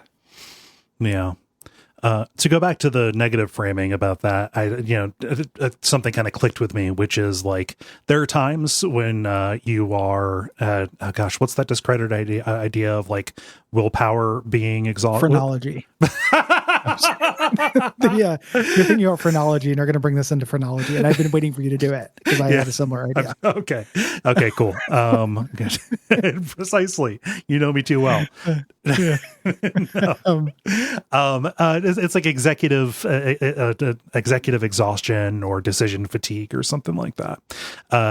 There are times, in a lot of people's lives when they don't have they just don't have it in them, right? And like in those times, it's really fair for them to say like, nobody asks too much of me right now. If you're with a partner, like, hey, I just don't ask a lot of me right now because I need to recharge. There's something else. It's really fair to do that with yourself. Like saying, to say like, I can't ask a lot of myself right now. And then that can go back into like, hey, maybe, don't give yourself too much of a hard time if you got to go back to something comforting in order to, in order to, to refill that meter. Right.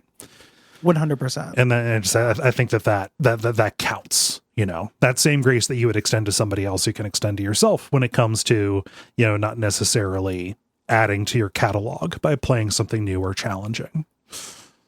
I really want that to be a thing that is not just, a self-acceptance thing, but something that is built into like a societal expectation, because it's incredibly important to be there. It's what it is for me is it's me extending something I always call like airport rules. Oh yeah. To just other times, in my life. Like if you're in an airport, that's really unpleasant generally. Like flying is not super pleasant. If I'm in an airport, I get what I want. So like if at this moment, a bag of combos will make me a little bit happier, I get a bag of combos. Yep. No arguing with it. I'm not saying just do whatever you want all the time, but recognizing when you're in when the airport comes to you, like I'm in an emotional airport right now. The only thing, the exact thing that I want that might scratch this itch a little bit is laying down in bed and watching Let's Play of a game I've played 6 times. Yeah. Just to get some comfortable music and rhythm and images. Airport rules. That's okay. You're in an airport. My house is an airport now. I can eat this bag of peanut M&Ms. And it's okay. Like it just there's a lot of like the duck feed. I feel like the psychological health prong of our endeavor that revolves entirely around like self-acceptance. Yeah.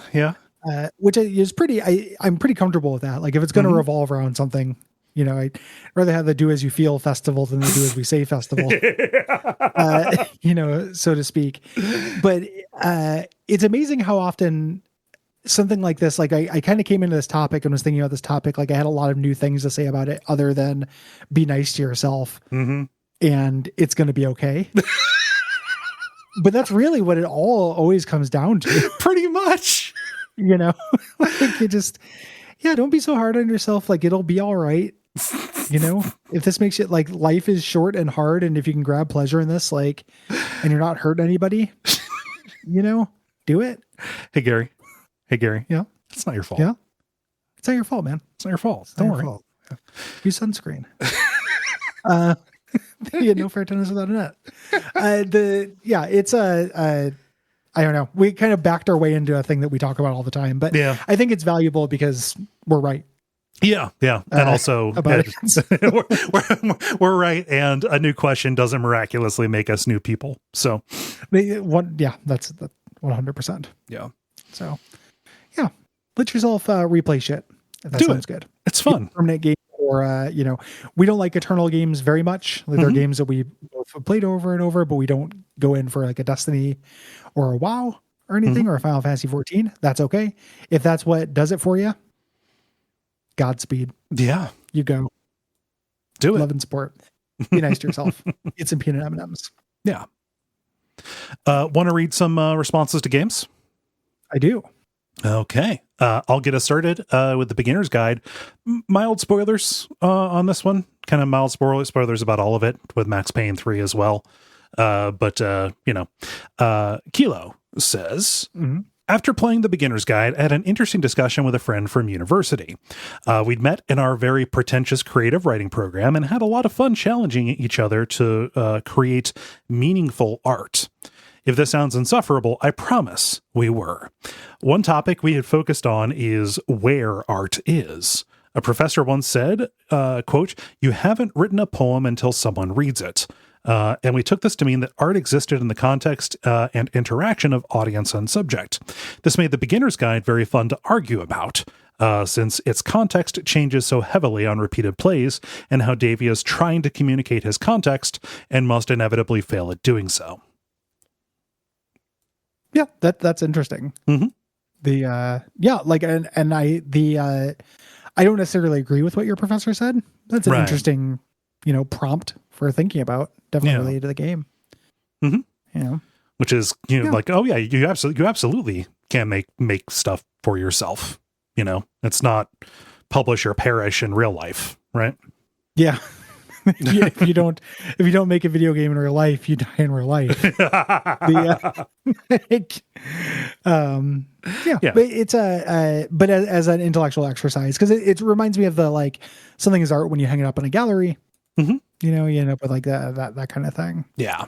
And then it broadly gets into like how you define art, and no conversation makes me want to jump out a window faster. I like a ground floor window, not like, hurt myself, but just get away from it as quickly as I can. Yeah. Hit the bricks. Yeah. Don't make me tap the poster. Yeah. I'm out. Sucks. Gordon says, The Beginner's Guide does a fantastic job of giving you not so much food for thought, but more of a banquet. Something that got me thinking about which wasn't touched upon on the show was the value or otherwise of derivative works, or altering a reproduction of existing pieces. This is something that seems intensely controversial in the artistic world. My local museum even has an exhibit where they display the angry letters they got when they purchased a Roy Lichtenstein painting reproducing a pulp comic book panel.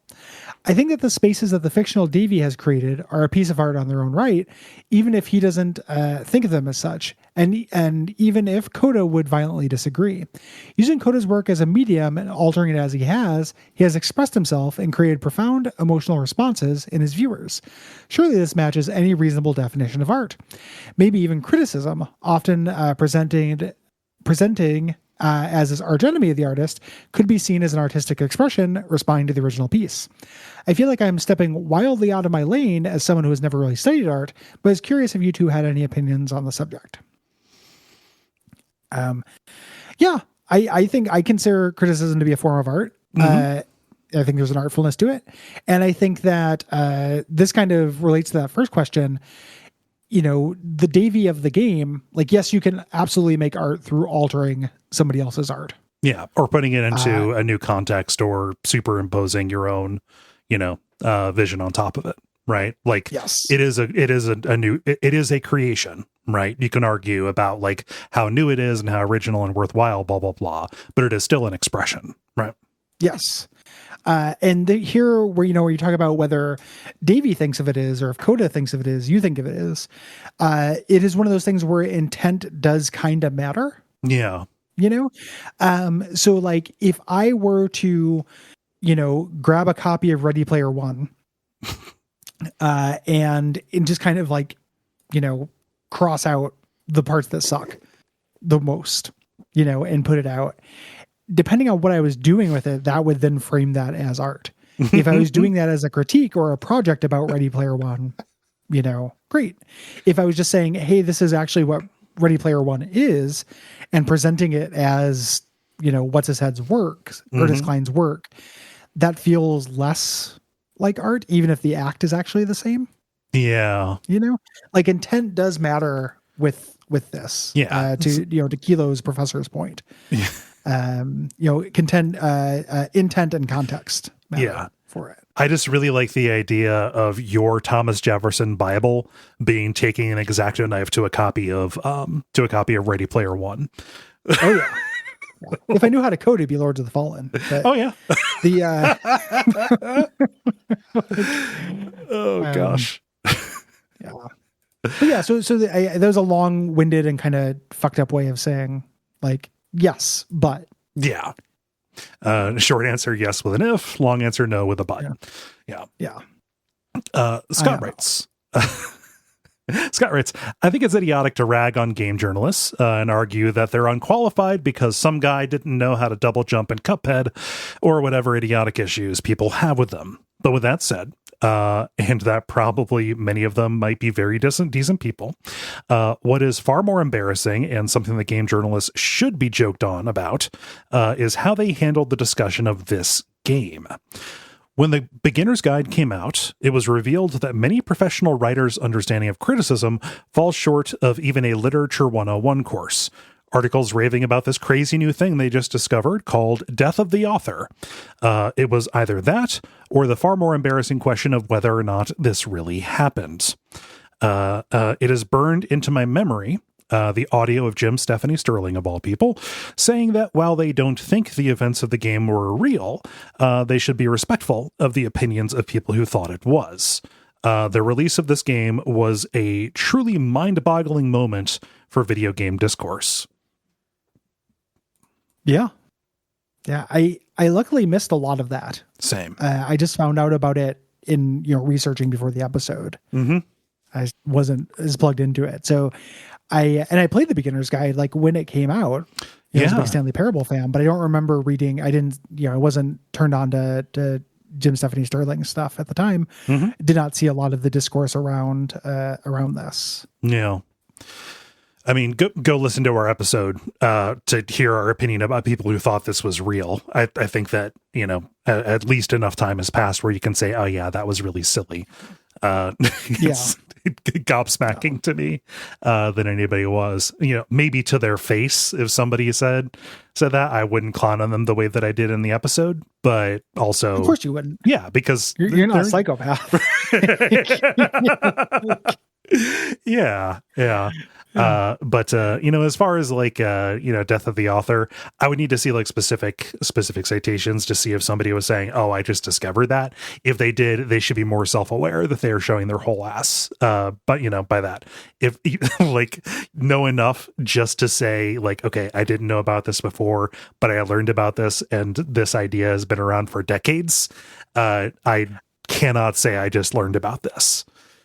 Yeah, I don't know what Scott means here exactly, but I got the impression Scott wasn't being literal. That. They were talking about it as if it were new. And daring, not as if they had just discovered it. Mm-hmm. And if that's the case, so one thing I think about, and this makes me more sympathetic to games journalists, even though it doesn't make me more likely to read a lot of their work. Mm-hmm. But something I think about is that the production model, and we talked about this before, the production model though for like games journalism is that it is a machine that constantly has to be making things. Yes. So no take is not worth writing about because it's ephemeral, and Kotaku or what have you has to put out some stuff. Yeah. So that's why you get all this, I can't stop putting up posters in Animal Crossing, and I love it as a story that's on the front page of a website. Print it. Yeah, print it. Like this I gotta see. I hate it, but I don't blame games journalists for it. Like they have to constantly be making stuff. They have to move on. They have to play. They don't get to play like these 70, 80 hour games like a lot of times before having to have a take on them just as their job. And what that's done is it's made me transfer my, disdain I would have for games journalists just to the model and basically unplug. Yeah. I don't read a lot of games journalism. I read some.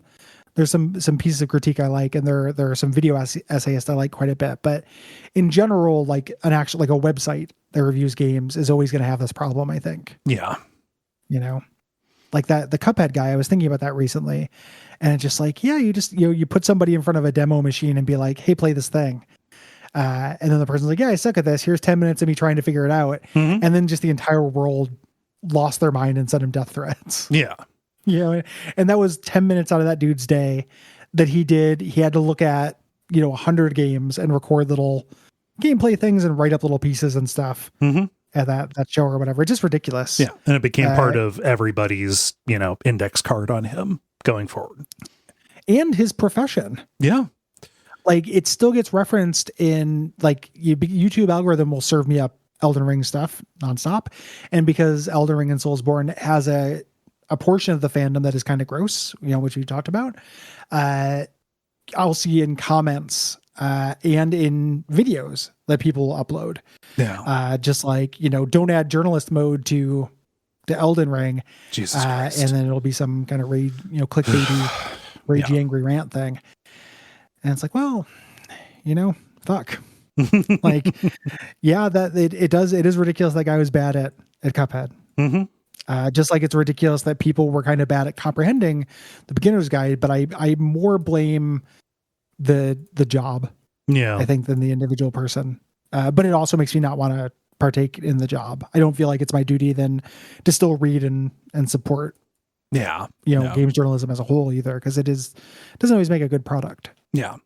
The incentives aren't aligned, especially at big sites. Yes. Yeah. Garrett says, when the beginner's guide first came out, I didn't have a computer of any sort, so I had to experience it vicariously through YouTube Let's Plays. I watched a playthrough, and in my dumb youth, I identified more with Davey than Coda, really feeling the gut punch in the last level and feeling bad for Coda. I then didn't think about it for the last few years until I saw you guys cover it.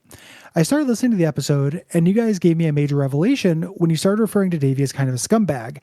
At the least, a needy pseudo-critic in desperate need of validation, and at worst, a stalker harassing Coda. The stalker Davey / female Coda interpretation was very interesting to me and recontextualized a lot of the interaction between them. So I looked on forums and started thinking about it further. Davey refers to Coda as a he a few times in the game and mentions that they met at a game jam event, presumably face to face. However, there's also a good amount of environmental evidence in Coda's games that could lead to the idea that Coda is a woman or views themselves as a woman. The not box, head lady in the cage, and the various other feminine imagery throughout the games, especially towards the end. So I started thinking, what if Coda is transgender or non-binary and Davey is misgendering them through the whole game? It could be out of malice or ignorance, but either way, it could add another layer to the scumminess of Davey potentially stalking or harassing Coda. What do you guys think? Is that a valid read, or am I being a Davey and overanalyzing the themes that aren't there? Sorry the response is so long. Feel free to edit it. Love your work, my dudes. Thanks, Garrett. Yeah, thanks.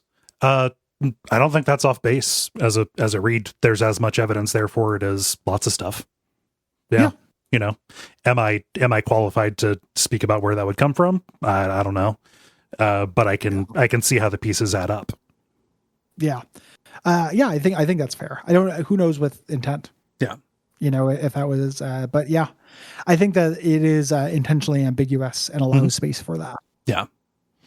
And it's heartbreaking. It's heartbreaking if that's the read, Yeah. It's hard for me when I think of that read. It's hard for me to think of Game Davey as intentionally misgendering, because I don't think he's malicious. Yeah. But doing it without thinking is very in character for that version of Davey. Oh yeah. Who is not considering Coda as a person. Right. And just not thinking of a person's wants or needs or desires is, symptomatic and hand in hand with misgendering or not caring about their identity. Mm-hmm. They go together. Yeah. From the first part of the response here, like when I first played this, I definitely was more on Davey's side. I think that's the intention when you're coming to this, first, right? Mm-hmm. Because Davey is your point of view character, right? Even if something seems like a weird or bad decision, or I wouldn't decide that, you don't have the information to understand the kind of violence that Davey is doing. And then it is revealed and it is a gut punch. But like the feelings that Davey is having of, not feeling like they're getting the validation and, being locked out from somebody that they think that they care about, They don't care enough to listen to them, but just this person that that they think has something that they need. That is, I mean, I'm going to use this word. It's not laden with judgment. It is pathetic in that it evokes pathos, right? I really was, I felt bad for Davey when you got to the point, when you get to the gut punch. I think that if I played it for the first time now, I don't know. That's a counterfactual. Would I still feel that sympathy for it? But definitely knowing what's coming, it is very hard to extend and really any amount of grace to the version of Davey that we see. Even if he is a villain and kind of a scumbag, he's not a two-dimensional scumbag, which means that, like all good villains, he thinks he's doing the right thing. Yeah. So you feeling sympathy for him on any level is definitely designed. Mm-hmm. It's the idea is he's not supposed to be immediately, not pass the sniff test as irreconcilable. Yeah. As an asshole. Yeah. So, yeah. What does Paul say? Moving on to Teardown, Paul says, you mentioned it very briefly in the episode, but I just wanted to emphasize how truly transformative mods... Can you read that again? How truly transmorphative mods can be in Teardown. Do those words have substantially different meanings? That's a guppy thing. Okay. It's for being one of the least listened to shows on the network, it has a big effect on our audience. What Guppy does is it creates very strong fans. Yeah. There are not very many of them, but they're really intense. So stuff like this can bleed into anything. It really does. Yeah. Okay. Yeah. I can't believe I fell into the trap. Yeah. At some point, you're going to have to listen to all fucking 800 episodes of that show or whatever, I guess, just to do your job. How pathetic is that? I really should have started a long time ago, but at this point, the omerta is funnier. So Paul continues talking about Teardown mods. For example, unmodded fire propagation is intentionally limited for both gameplay and performance reasons. But if you just want to watch the world burn, you can download the lighter and no fire limit mods and have yourself a pyromania simulator. Does this break the game from a game balance and performance perspective? Absolutely. Is it awesome? Absolutely. You mentioned the floating island nature of the unmodded physics a few times, another entirely intentional aspect of the puzzle box nature of the game, but what if you want buildings to crumple into piles of rubble realistically, in quotes, instead? The progressive destruction mod brings actual structural integrity into play, with buildings collapsing once they are no longer supported in ways that make sense. This absolutely destroys both any meaningful game balance and your computer, as even my monster rig can be brought to its knees by knocking away the wrong brick. I love it. Meteor strikes, model cities, fully destructible office buildings, lightsabers, a gun that fires pianos, a one-to-one recreation of the Titanic.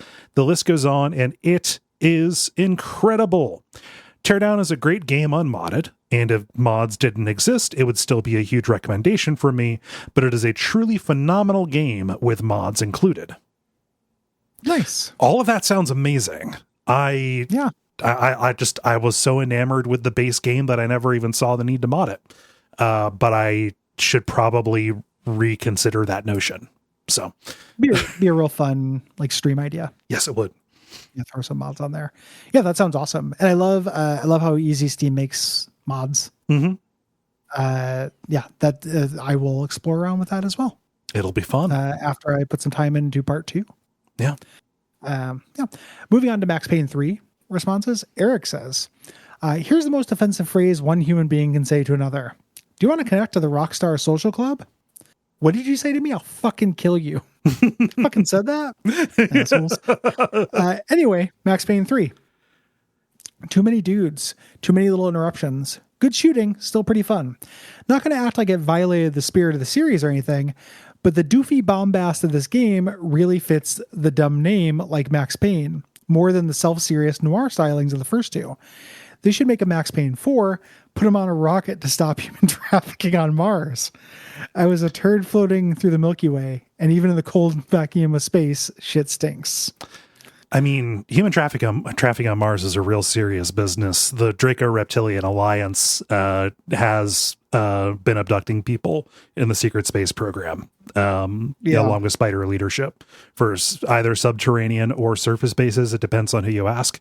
And they're keeping med beds from us. So I'd prefer that you didn't joke about that.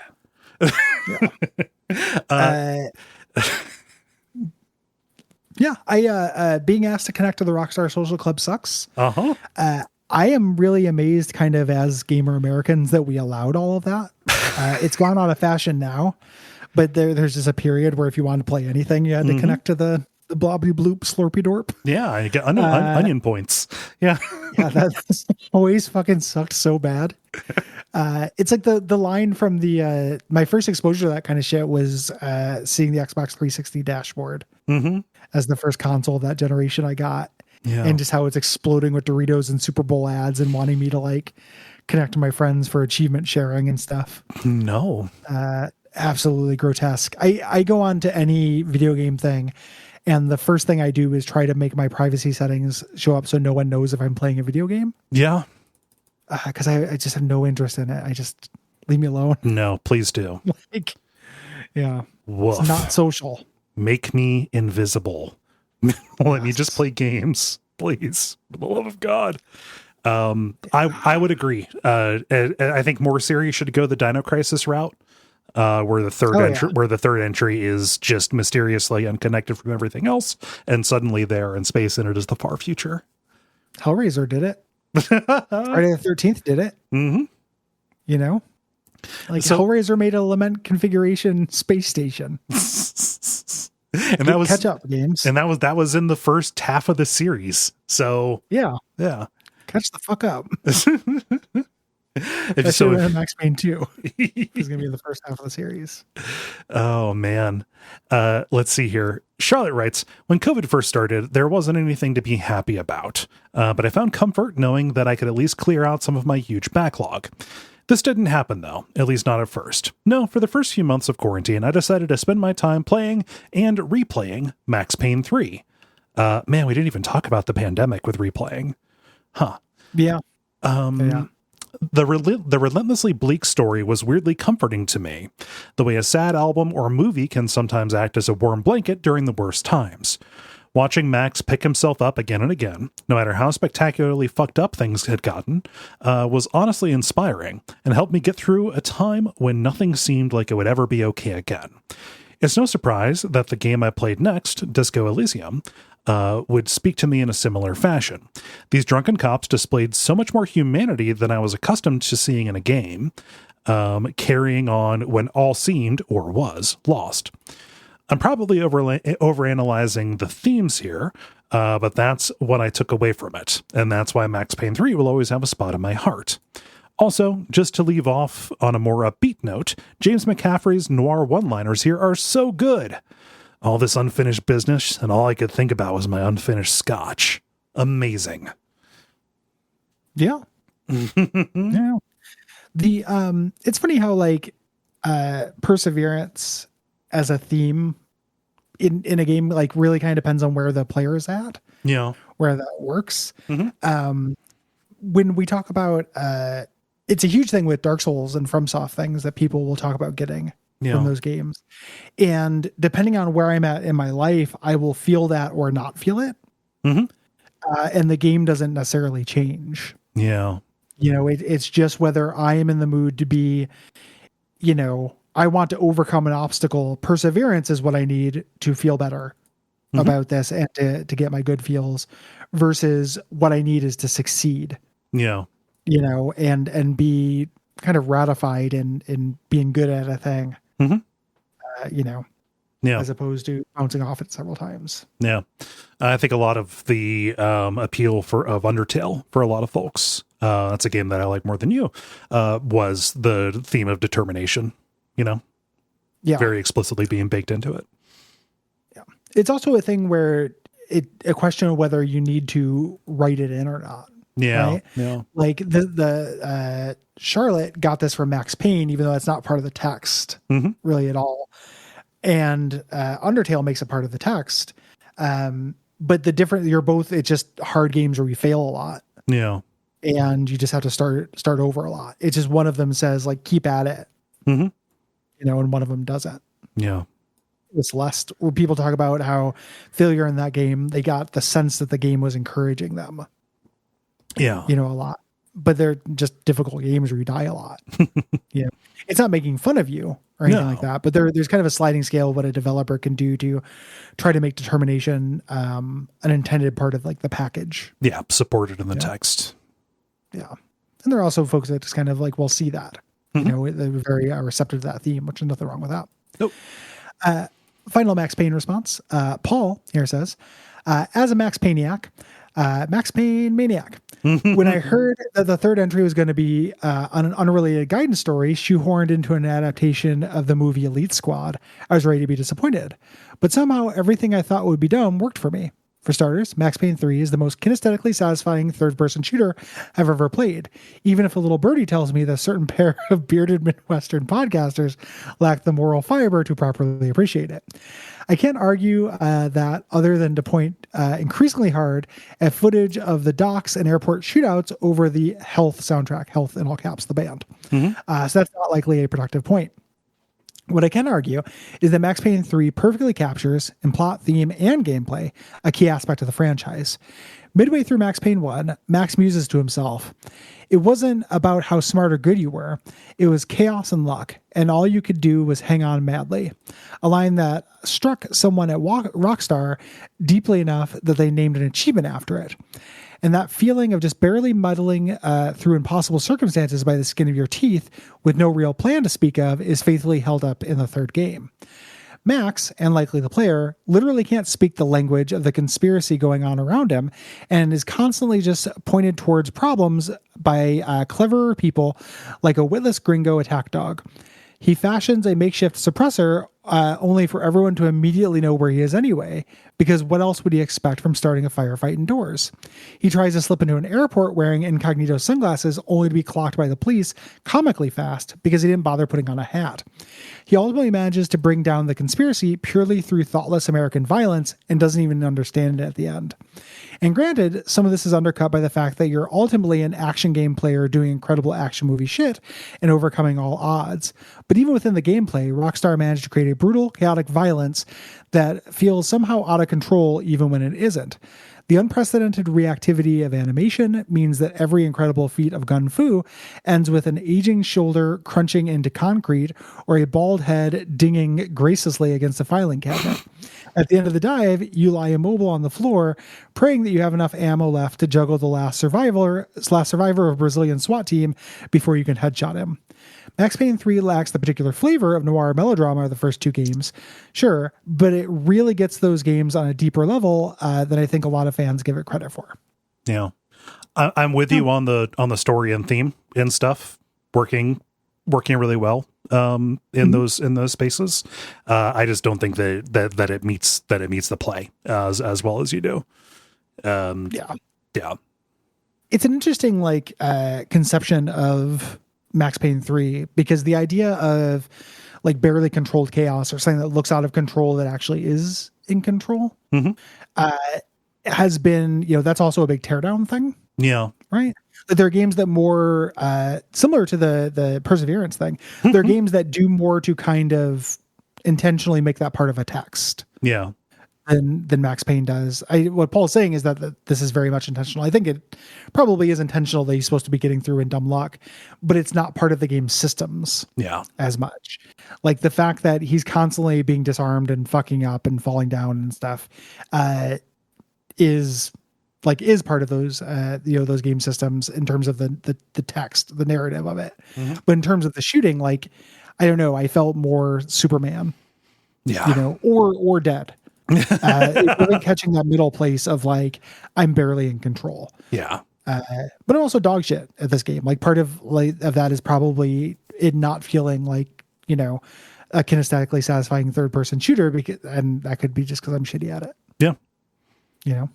Definitely could be something I'm missing. It's possible. So, yeah. And we have one final response here. Yeah. We got a late Chuck E. Cheese response, and this was too good not to put in. Anthony writes, I'm a bit behind in episodes, so I know I missed the deadline, but I couldn't help but write in about something. Growing up in the Chicago suburbs, we had a local horror movie-themed Chuck E. Cheese knockoff called Haunted Trails. While they sadly lacked any animatronics, they had shitty pizza, a full arcade, and mini golf, all decorated with classic Universal horror movie tropes. The corners were all covered in spider webs. There were Draculas and Frankensteins everywhere, and each hole on the mini golf course was themed after a different monster, including a creature from the Black Lagoon water hazard. The entrance had an absolutely massive Frankenstein's monster statue, standing at about 20 feet tall and holding an axe menacingly. I had to look up some pictures to make sure that I hadn't hallucinated this in some sort of fever dream in my childhood, and I encourage you to do an image search for Haunted Trails Entertainment to see how amazing this place was. As a lifelong fan of scary things, I had the majority of my preteen and early teen birthday parties at this place, and had somehow all but forgotten about it until listening to the Chuck E. Cheese episode. As the memories came flooding back, this felt like something that was too far up both of your alleys for me not to write in and mention it. Then they say very nice things. Thank you, Anthony. Thank you for letting me know about Haunted Trails Entertainment. Gary, as somebody from the Chicago suburbs, had you encountered this place? No. It sounds awesome though. It does. I just put it into Google because I was going to try to find some pictures of it, and it shows up in Joliet. I'm familiar with Joliet there, but it popped up haunted houses near me. Okay. As a map, including something called Scaregrounds PDX, Fearlandia, and then Clown Forest Haunted House. What do you think's going on at Clown Forest? I don't know, but I have to know. Yeah, I got a Clown Forest Haunted House. They're all his aching.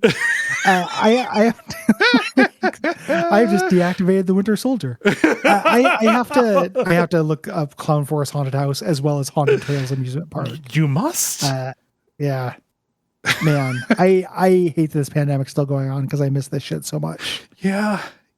Haunted Trails is still around. They have escape rooms. Ooh. There and stuff. They have a website going on right now in Joliet. Nice. Oh, Good for them. Yeah. Yeah, this looks badass. I'm way into this. That's a great concept for a place. I'm happy that they have managed to stick around. They have been rewarded with success. Their mascot is like a combination of several Universal monsters. Yeah. He's wearing like a Dracula tie, but he's got creature from the Black Lagoon like fins, gills. Yeah, fins and gills and shit. He's got the he's got green Frankenstein skin, but a roughly skull-like visage. Yeah, he's all of them.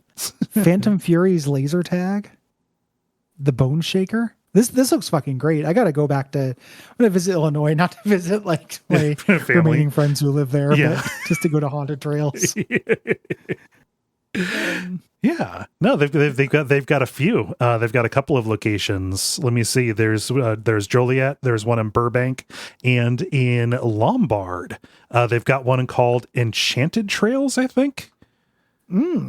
Yeah. All of this seems awesome. Monsters Tomb game rooms. Yeah. Prize Redemption Center. Ooh la la. Bathrooms, men's and women's. I'm sorry, boys and ghouls. Drinking fountain. Loading dock. Yeah. Looks incredible. I bet you can buy a soda there. Yeah, will do. That's awesome. Thank you, Anthony. Thanks everybody for writing in. We appreciate you. If you have things to say about next month's games, June's games, you can do so by the 15th. And those games are The Incredible Hulk, Ultimate Destruction, Terranigma, Out of This World, or Vampire. Yeah. Go to Duckfeed.tv/contact, click the WAF button, and write in. Please, if you have thoughts about multiple games, write multiple responses, one about each. That makes our job possible. And generally, we're looking for about 2 paragraphs on the length on these bad boys. Yeah. Now it's time to announce July's games. Yeah. July, JRPG month. Bum, bum, bum, bum, bum. Yeah, we've got an executive produced episode that is also, I'm throwing mine on here to make it into a two-parter. We're doing Final Fantasy 12 as the first and second episodes of July. Yeah. Yeah. We're doing those in the beginning because we don't want to do a premium episode and split it, you know?